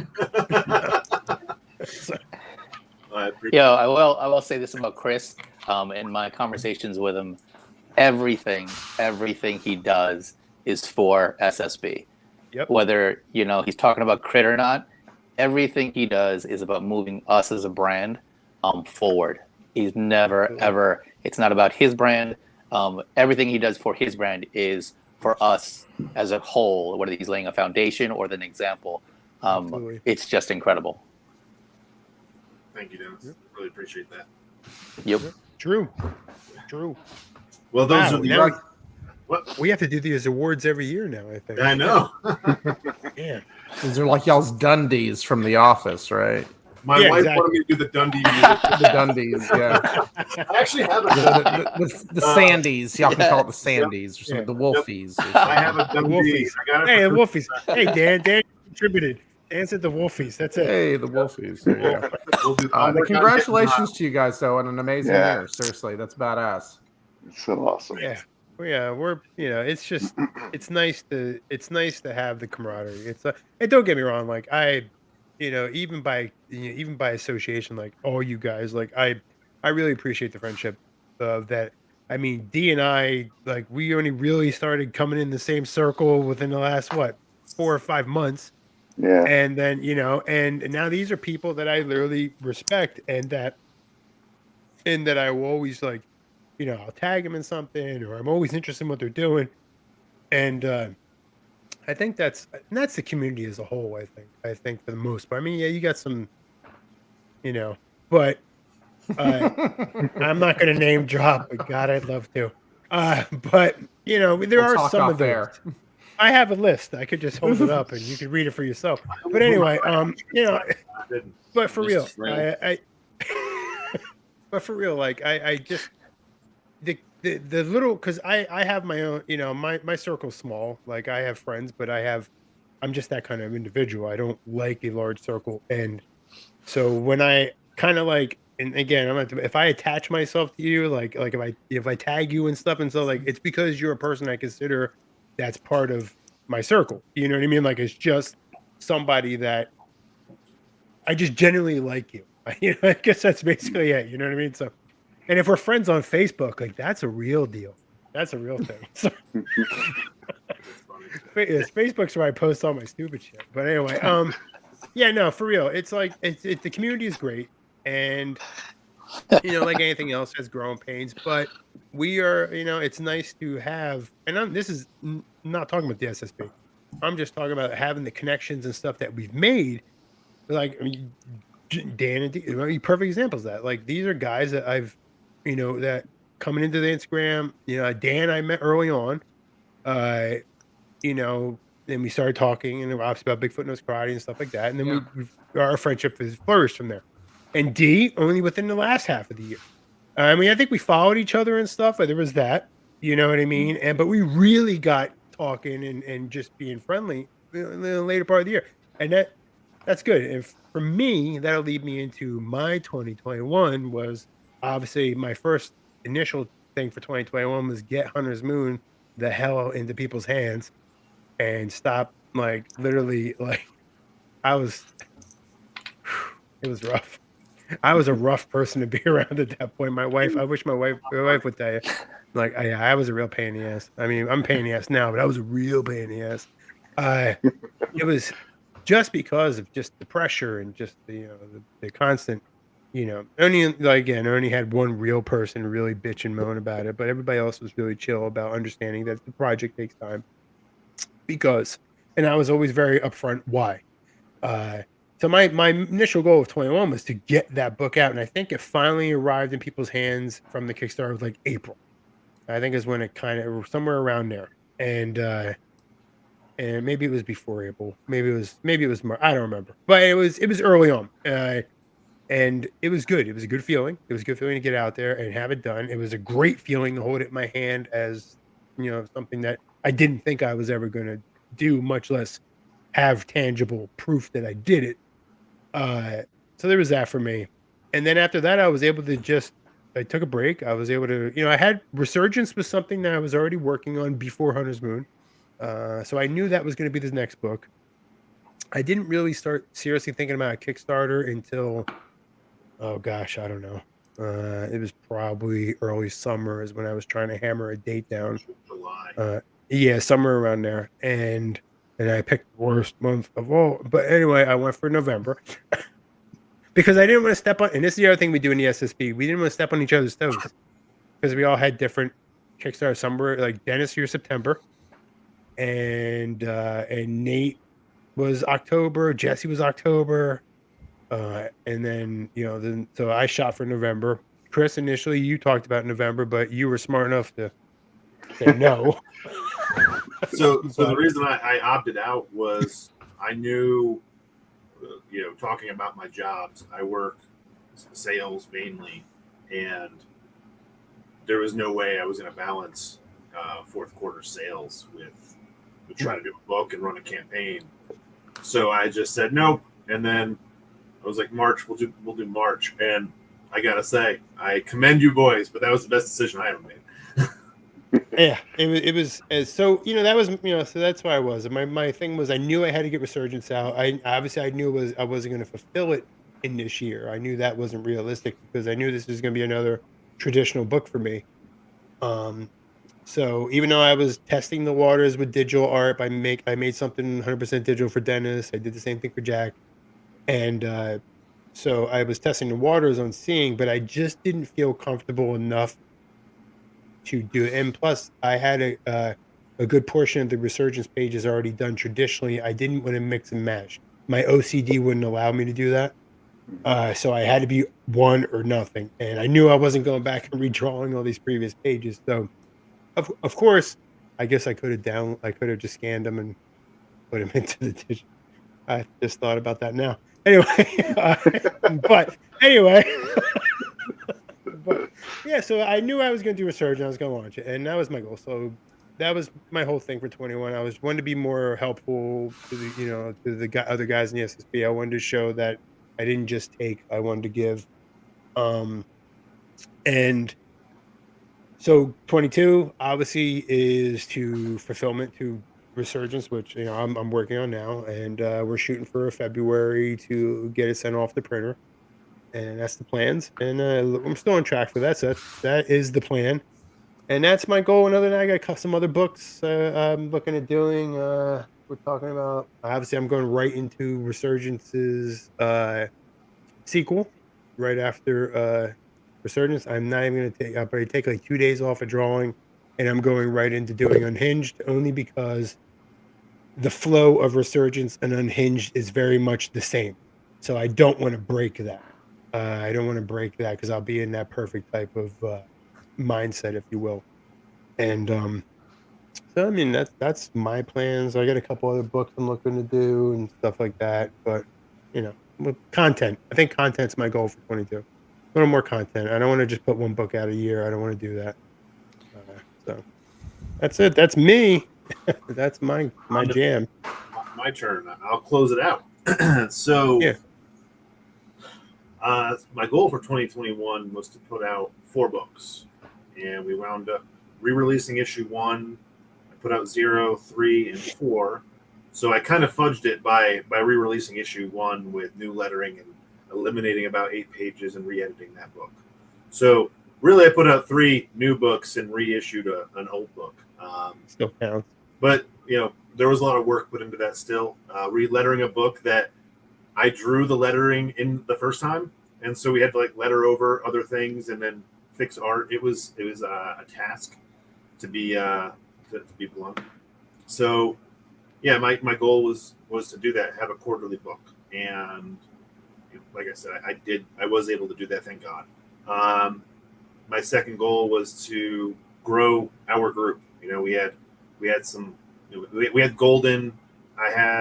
I still have plans for bigger and better for us and growing that brand. But I think I looked at the numbers the other day, and none of us have sold under, I think, 8 books per unit in distribution, with very limited, marketing on that. So clearly, the guys with the bigger amount of books, like myself and Jesse and JD, we have about 15 or 20 books at each. So that was really good. Comic book stores, I guess, they like the series. So distribution wise, I was able to grow that channel and do well. Maverick is now picking up books from us, 20 of each issue, which is great. So the distribution channel has been really growing for us, and that was one of my goals. I didn't get the website done, sadly. We've been bouncing around with so many different things, and it's on my to-do list, and I've got 2 days to get it done. I don't think it's getting done this year, boys, sadly. I'm just going to click off right now. But we have the Instagram, and that was a big thing for me. That's right, the Instagram thing. Jerry's the master. Yeah. Jerry's been taking over that. Personally, I wanted to get the more crit content as far as the street team stuff going, and I nailed down the name. They're going to be called the Vanguard. And I would like to eventually transition that into Savage Sandbox, but at least it lets me cultivate. Well, don't forget, I made those shirts for the street team too. We got that. Yeah, we have a whole bunch of stuff that can. Got lots of stuff. Yeah, I'd like to cultivate the team first, and then branch out and do that. Yep, absolutely. Launching that next week, and I think the biggest thing that I learned this year was patience, because I'm not a very patient person. If you ask anybody that knows me close, I want it now, and I'm going to work my ass off to get it done now. Mhm. And seeing what went into book 4 with the printing, I didn't take into account that I had a stuffed animal and a figure, posters, collector cards, and I had never done collector cards. I had never done a figure, and I had never done a stuffed animal before, and let alone printing the book and the posters. So the figures, I stumbled and fell twice on that because I got a sample and then I got the sample in. And if you look behind me, there's a bunch of white figures. Sample was gray. Figures I got were white. You can't. A white boulder doesn't really work. So, I didn't want to send that out. And it wasn't good quality. So Yeah. that was $300 down the drain. I argued with the guy left and right, lost that battle. $300 down the drain. Found another guy that was going to help me out, very close friend of Obi's actually, and was able to bounce back from that. So one of those, just learning, you make mistakes. And I think I said a lot in the past year or so how I generally jump into something, make a whole bunch of mistakes, and then come back the second time stronger because I learned from those mistakes. So, book 5, we're not going to have those issues. And I learned not to trust marketing to people that are not proven through the word of mouth. Like I'm going to be talking to Dan about the guys he used because that method definitely works and we've seen it. So I'm going to be going that route instead of just trying to throw some money at things that didn't work. So there was a lot of learning this year. I think the biggest thing I can take away from 2021 is I'm very happy, proud, and thankful to be part of not just my SSB group, but the community as a whole. You guys have single-handedly carried me from, playing D&D with my friends to now taking that campaign and bringing it to the masses and getting your feedback. And, Dan wrote some of the coolest things to me about my books. The feedback I got from you just was floored. It was actually funny. I speaking of marketing, there was a review that came out about Crit while I was in the midst of issue 3 on the Indiegogo, and the review said the art was okay. The art wasn't the strongest. The story was great, and I've never been one to say if you go book to book, my goal is always to grow the art every book. I learned how to draw by doing Crit, so issue 1 was issue 1. We'll just leave it at that. And I'm still proud of it. I'm not going to go back and redo it. It is my starting point. And the marketer said, "Are you on? That's a bad review." I was like, "No, it's not. I never once said the art was golden. I said the story is where it's at. This is supposed to be a Silver Age story. If you go back and read comics from the 60s, they definitely don't hold up art-wise to the modern comics." No. And I want my book to grow. And I was very happy with that. So, Dan, the words you said, really, really hit home. I loved everything that you've given me for that, and that fueled me even further, motivated me. And in 2022, you're just going to see me barrel through again. And I'm coming out with a 48-page book to begin with.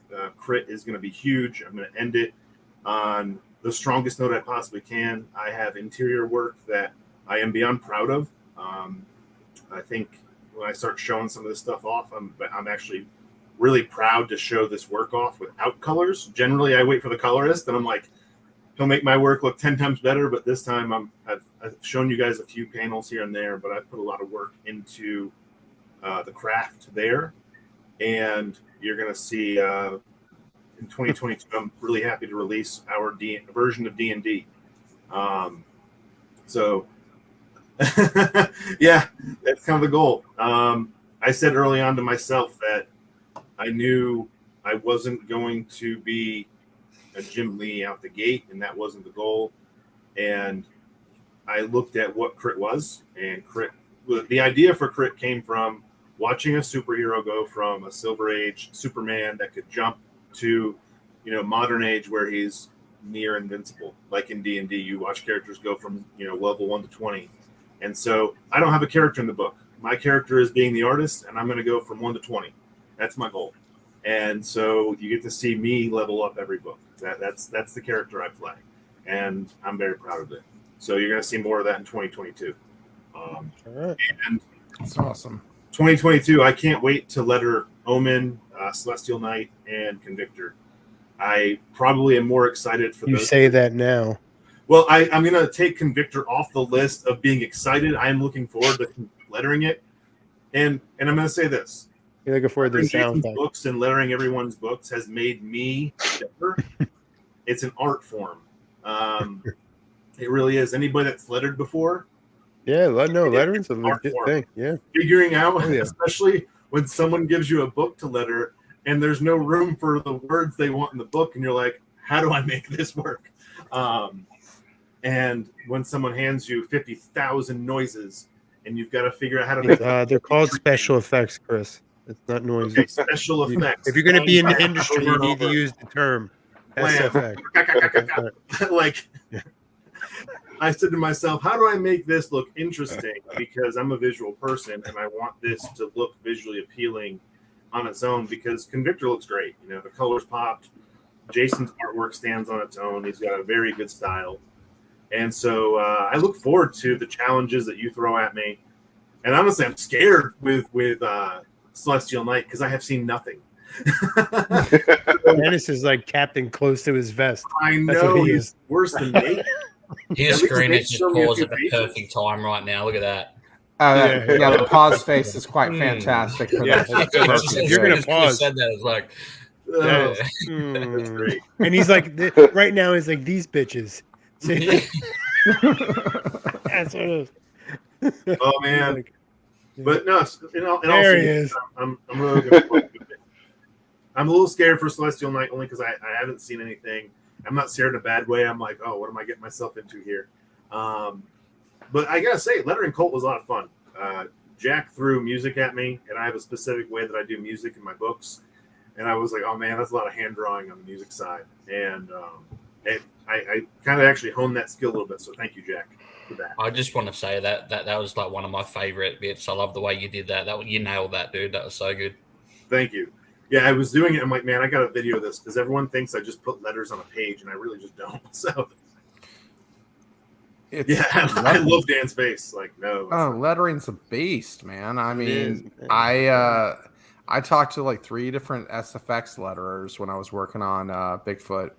And I was like, it's got to look organic. It's got to look non-super heroic. It can't be smooth and bright. It's got to be grungy, and it's got to match the feel of the book. And yeah, I ended up just lettering the damn thing myself, just because, like, and not that I'm surprised. I just had a kind of a vision of what it needed to be. You know what I mean? And lettering. The nice part about writing, like I've got Casey, we co-write together, but you know, like I will put the lettering in, and then I can really kind of work the text a bit to shrink it down and get more punchy, snappy, fast. You know, get through the information as fast as possible with still some style and panache. You know what I mean? Because it's. Someone take a picture of Dennis. Look at that. He's so eager right now. This is so good. He's so happy. He's just soaking up everything Dan's saying. Keep going, Dan. So go on, Dan. Tell me about that lettering. Anyway, but it's like, so like Chris, the fact that you letter as many books as you do, and I mean that's an incredible skill set, dude. I mean, D, are you lettering your own stuff right or for your book, or you have somebody doing that for you? Oh no, I'm doing it. Oh man, That's brutal. Yeah. I learned a lot when I lettered issue 1 on what not to do. Right. Because when I was drawing the panels, I thought I had to draw the boxes in. And so there are pages that if I ever want to edit this book, I have to redraw them because I actually drew in. I was every page as I went. And so that's how it used to be, though, traditionally. Yeah. I mean, that's but you see, you would do is you'd paste, you'd draw them on a separate thing and paste them on so you can move them around. And listen, if it makes you feel better, my very first comic in 2007, you remember Photoshop used to have those little word balloon auto shapes that you could do? I use those stupid things, and I use those to make my word balloons, and I'm like typing it in my Photoshop, and I'm doing it at 11 by 17, and then I have to shrink it down. And I realized, oh shoot, I've lettered it I've lettered at the regular size at a big page. So when I shrunk it down, I had to pull all that out and re-letter the entire book again. With those oh my God. And it was like, and I did it in Photoshop. It was all rastered and nasty looking. And it was just terrible. Just terrible. So like lettering is like a cold slap in the face, because it's like, it's the thing that when you're working on your first book, like for me, like I was like, I got to do all these things. And like lettering was the last thing I was thinking about. And good lettering, Dennis, I think you've said this before. Good lettering will, like, you won't even notice it. Bad lettering will screw your book up, like horribly. That's accurate. Yeah. There's been books. So it's got to flow. It's got to fit the. It's got to fit the character. It's got to fit the mood of the book. I mean, it's so important.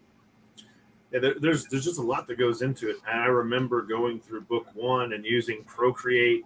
I'm drawing the bubbles in, and I'm using Procreate to type it. And so I'm typing on an iPad, and I don't have a keyboard, so I'm using like my fingers or my pen. And then I get the book, and I'm like, why is it not the right size? Like, why do I have to squint to read this? And that's one of the reasons we redid book 1, was because the lettering was just so much different. And so when I went to book 2, I just said, screw it. I'm going, the pros say Clip Studio. I'm going to go Clip Studio. And that's what I've just been working with now. And I got to say, it was, again, learning experience.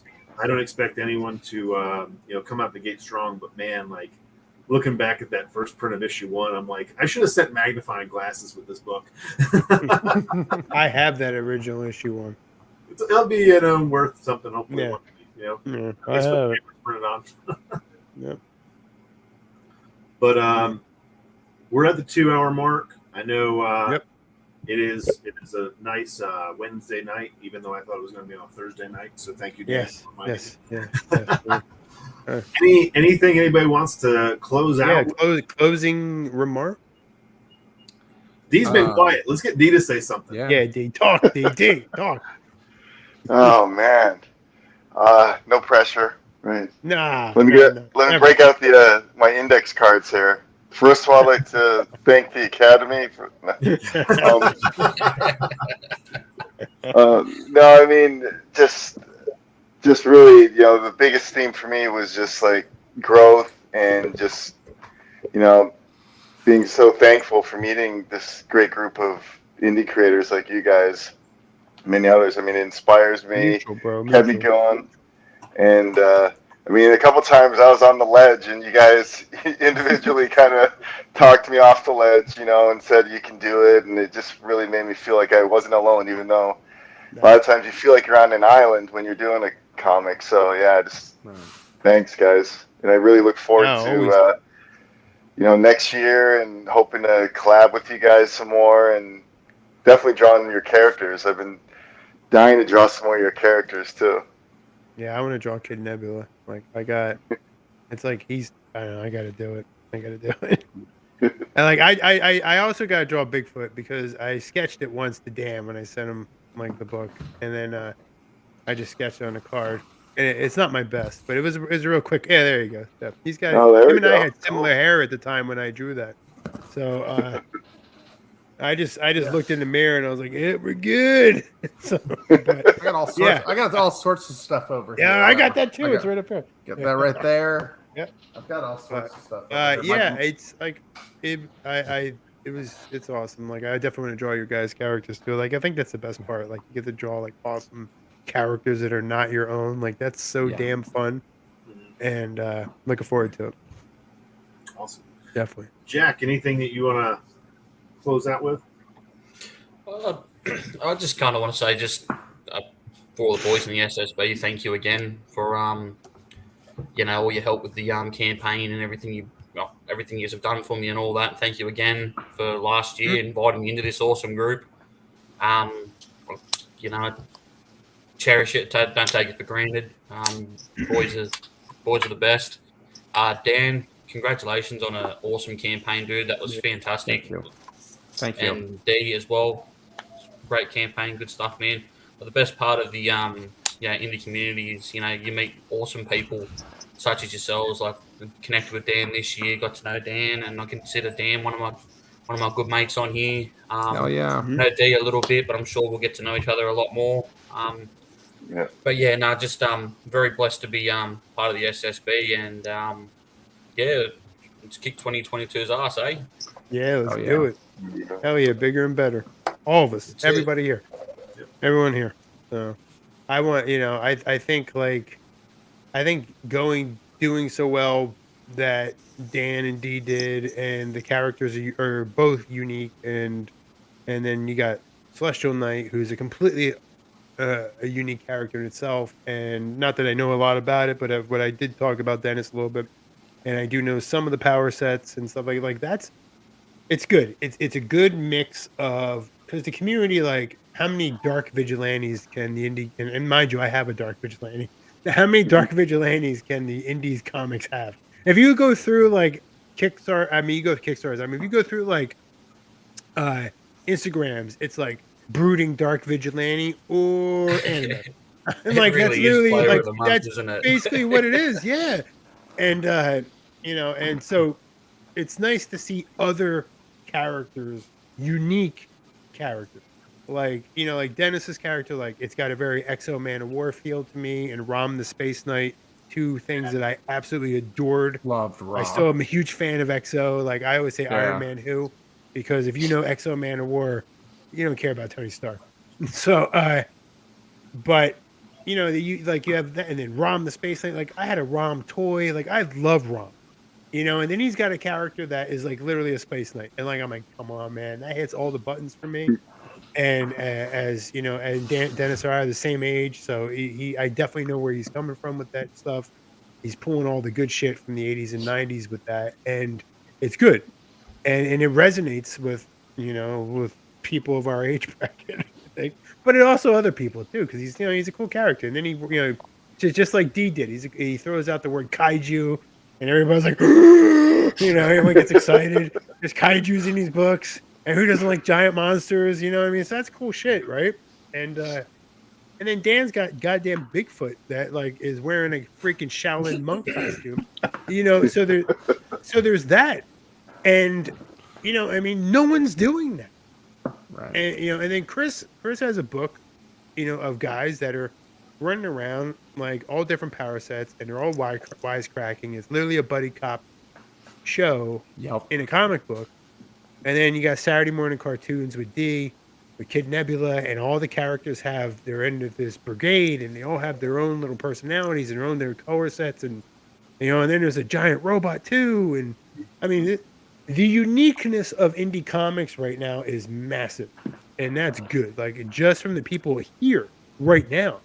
And and I mean, granted, like I said, I have a guy that he's a vigilante. Okay, yeah, well, vigilante, that's great. But whatever. I think it's not about indie me. comics right now is standing for what comics were originally, made for.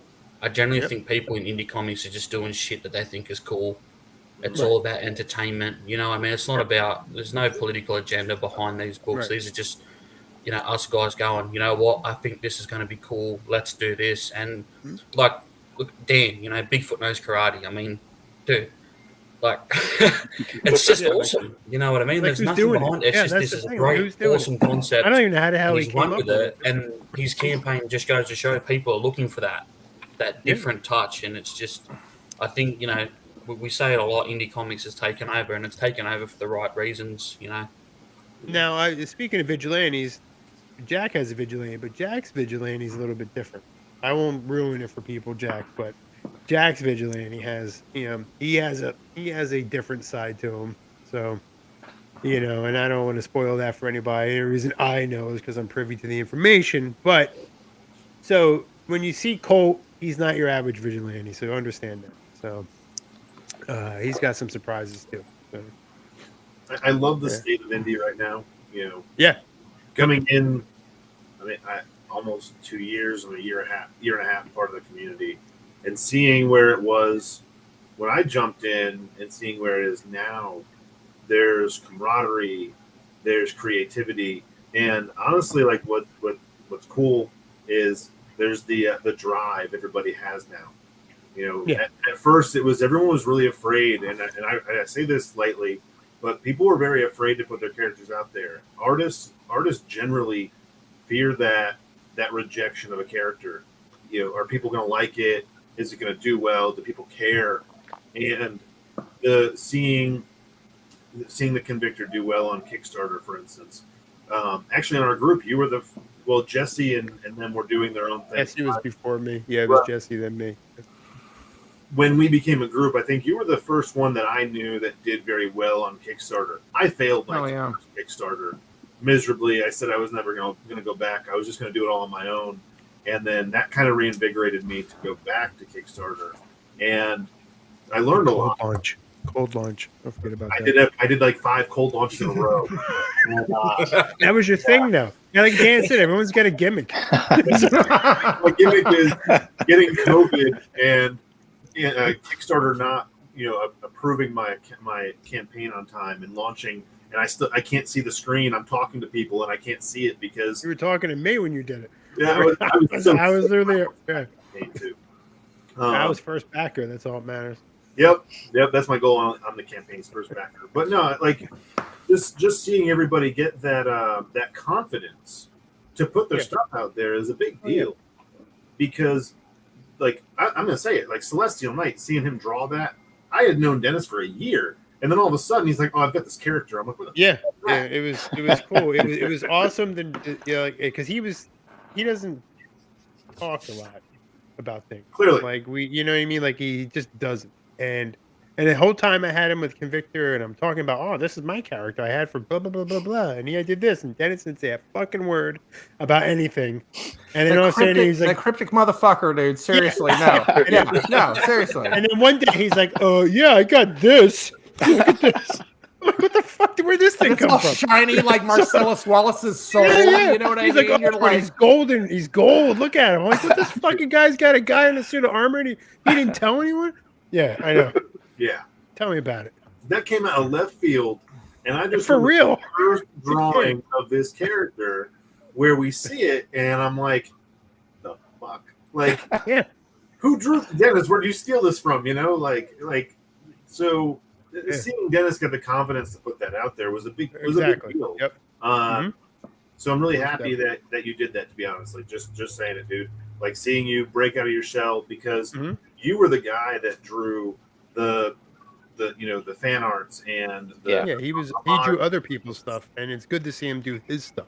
You did like 90 different indie characters on one cover. Yeah. And then the frame. Thing, that was amazing. Yeah. And then all of a sudden we get to see your character. So kudos to you. And then D, I remember the conversations before the Kickstarter, and we've all been there. We've all been that like every Kickstarter I launch, before I do, I'm like, do I really want to hit this button? Because there's so much stress that goes into it. People don't understand. There's the posting every day. There's will people back it? Will they drop the backing? Will I hit the goal? Will people even like the crap I'm throwing out there? There's all these things that run through your head. And so, I'm glad to see you throw your stuff out there and like the big giant robot dude. I just gotta say, man, like, for real. That's where I was hooked because I was like, I was scrolling one day and I'm like, I like giant fucking robots. For me, it was having a guy called Kaiju Hunter.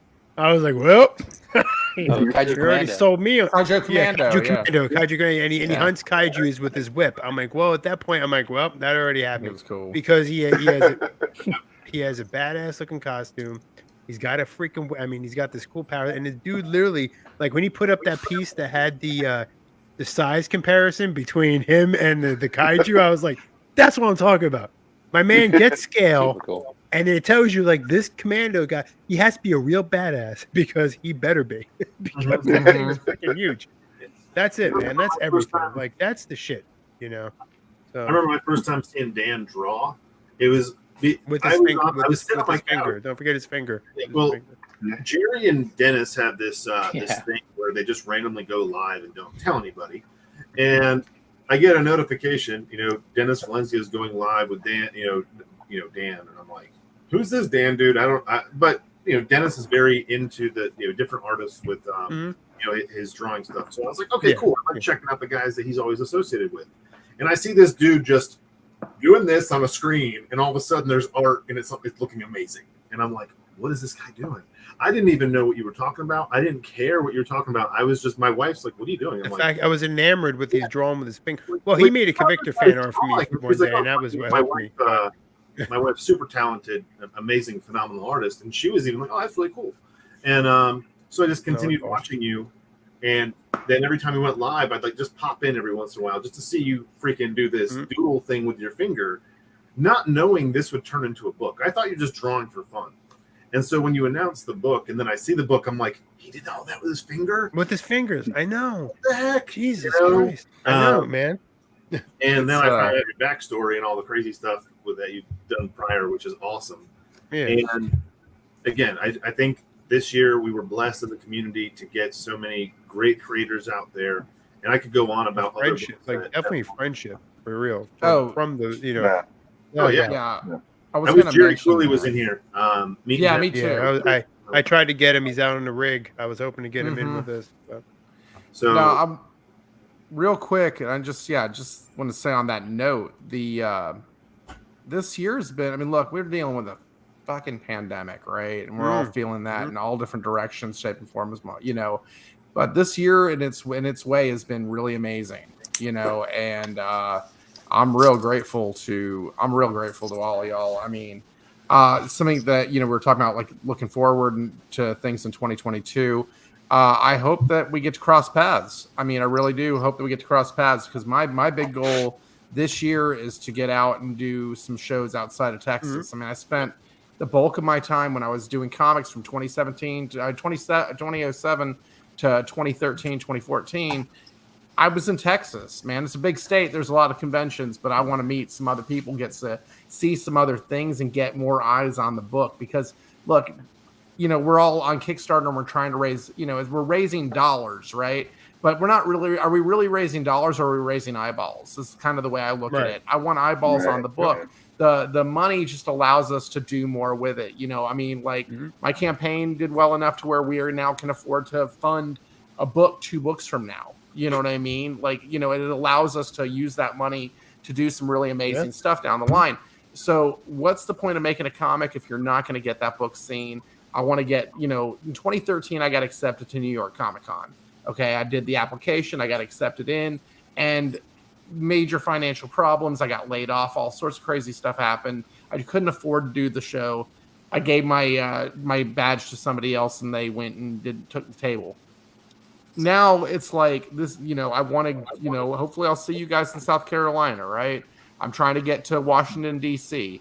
I'm trying to get out to a show out. I mean, I've got a few things here in Texas, including Comic Palooza in July. And then, look, man, my goal is, I don't know if I'll make it in October or not, but my goal is to get my ass over to New York Comic Con. And to get New York's really close to me, buddy. I know, dude. Well, if I'm there, we're hanging, right? I mean, come on, that's a for sure. So, as soon as you know for sure, let me know, because that's the weekend I have duty. But you let me know, and I will put in for it. So. Okay, great. I mean, look, this is the thing. I want to get out there. When I did the thing for Stanley, the Stanley Foundation years ago. One of the things they offered to me was they were going to get us to me and Bond to get us to Kamikaze to go do a signing with Stan Lee. That was like one of the things they were like, we're going to give you this. And, like shit happens. It doesn't happen. You've heard me say this on podcasts maybe. The road to comics hell is paved with good intentions. Nobody means to screw anybody over in this industry. And if they do, that's something about their character, because anybody who makes a mistake in this industry for somebody else, we're all trying to do the best for ourselves and for each other. If you really do look at it like this isn't competition, that we're all in this together, everybody's trying to help each other out. And there's very few people who really try to screw somebody over. You know what I mean? So I don't take that as a, what happened with Kamikaze as a smack to the face. Shit just didn't work out. Now here we are all these years later, my family's kind of raised and doing their thing. And so now it's like, okay, I'm going to take this time this year, and I'm going to travel, and I'm going to go take this book out to as many places as I can, get the right people to see it, and hopefully we'll get to cross the chasm from comic books over to the next stage, because that's my big goal. And I know, Chris, we talk about this from time to time. the goal to where we want to take the shit next. So What is that? A Dalek behind you? that's a Dalek behind me. Yeah, boy. All right. I'm all going on to some soapbox. He's all looking back behind there. Is that a Dalek? Yeah, dude. That's the one from. I know what episode that's from too. That's awesome. Yeah, that's from the Matt Smith years when they were in World War II. World War II. When Churchill had the Daleks. Awesome. I got a Dalek there. I got an Adam West right there. No shit. I got a Bigfoot nose body over there. I got all sorts of stuff. About. So. Yeah, I tell everyone the Daleks are the greatest villains in cinematic history. People don't understand. Daleks are great, dude. They don't give a F about anyone. When I don't know, I did a couple of live streams when I was on that cruise ship a few weeks ago, and in the hallway of our cruise, in the cruise ship on our hallway to our room, there was all these comic book stuff all over, like Superman and all these artwork for like geeky artwork all down the hallway, Star Wars, Superman, Batman, whatever. And right by our room was like this cutout thing of a Dalek. And my wife and I would walk by there every day, and she'd go Dalek, and I was you have to respect the villain that's got a goddamn plunger. Oh no shit! It's a plunger. Yeah, you know what I'm talking about? Like it's a plunger. They're like the world's eviest salt and pepper shakers. Like they're amazing. I love Doctor Who. I don't get to watch enough of it, but I love Doctor Who. It's great. But it's been a good year. What's that? I didn't start Doctor Who until the pandemic. I was working on Crit, like just the game, and I had created some characters, and Brad and Terrell were like, "You just created a Time Lord," and I'm like, "What's a Time Lord?" I'm bro, really? Myself a nerd, and I'm like, I don't even know what are we talking about. And they're like, go watch Doctor Who. And so I was like, okay. So I started watching it, and I really loved that first season. I'm sad that he only lasted. Who's your favorite? Everyone's got a favorite. Eccleston. Oh, yeah. See, now I was a Tennant. I like 10th Doctor. He's my favorite. We could go on for hours on this one. I think they all have their unique thing. Matt Smith grew on me. I hate him because when Tennant regenerated, and then when you get used to your doctor and you're like, oh, this is bullshit, then you get a new doctor, like, this guy's an asshole. And then Matt Smith grew on me too, the same way. 12th Doctor, not so much. Like he got cooler towards the end. He played guitar. His writing was not as good. Yeah, Capaldi. I love Capaldi as a doctor, but his writing was not as good. I really enjoyed him with the episode with Robin Hood, where he was going around telling Robin Hood he wasn't real, and Robin Hood's like, "No, I'm real." That's the one that really made me like him as a doctor. Finally, that episode. Yeah, he had moments. I'll be straight, like the 13th Doctor. I tried like multiple times to get into these seasons.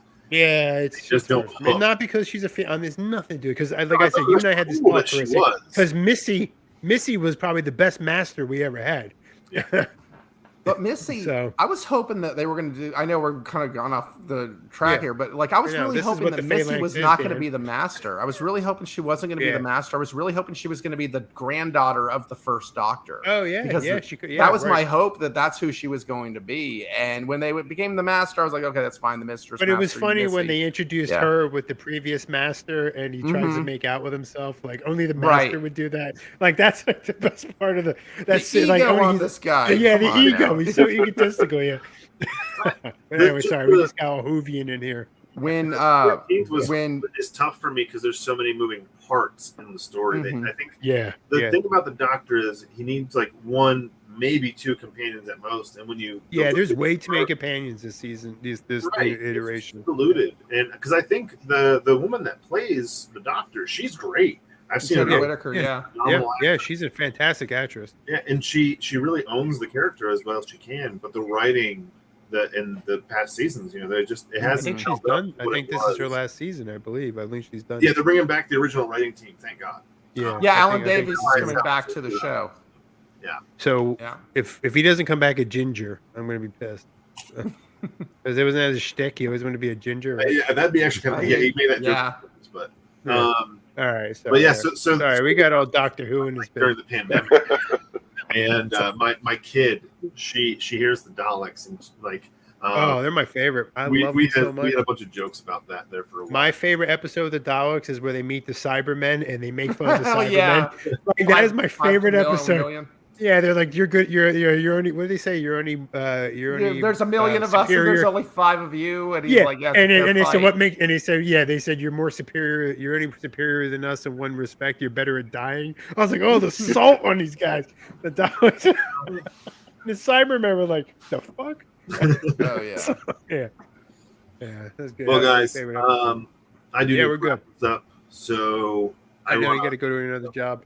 say thanks to everybody. yeah. But no, I want to say thanks to everybody and to the guests that had to drop off. Thanks for joining. Yeah, no, thanks for everybody. This has been a really nice. Glad if we waited 5 months, this has been a good. This was a great show to come back with. So, for sure. Yeah, I'd like to do another one. Late January, early February. Yeah, let's do them. Let's do them monthly. Um, And you guys, anytime you want to jump on, you guys let me know. Every time we do them, you're in. You're Thank in. you. So, yeah, no problem. Thank you. It's awesome. yeah, you guys Oh, are yeah, absolutely. anytime. Alumni now. The alumni now. Yeah, Nice. we've had a lot of cool guests on here. So Yeah. Dennis, anything in your corner? You're muted, bro. You're muted. I think you're muted, homie. Yeah, you're muted. Still muted, bro. There we go. Hey. Working on a Yeah. panel tonight before I, Team No Sleep. Oh, no, it's on my sign. See my new sign? Oh yeah. Team No Sleep. There you Nice. go. That was inevitable. Sweet. Yeah. You better when you do working on a panel. merchandise, you better have that on a shirt. Oh, Yeah. well, I don't, if I do, I'm going to give credit to Jerry because he is the originator. That's okay.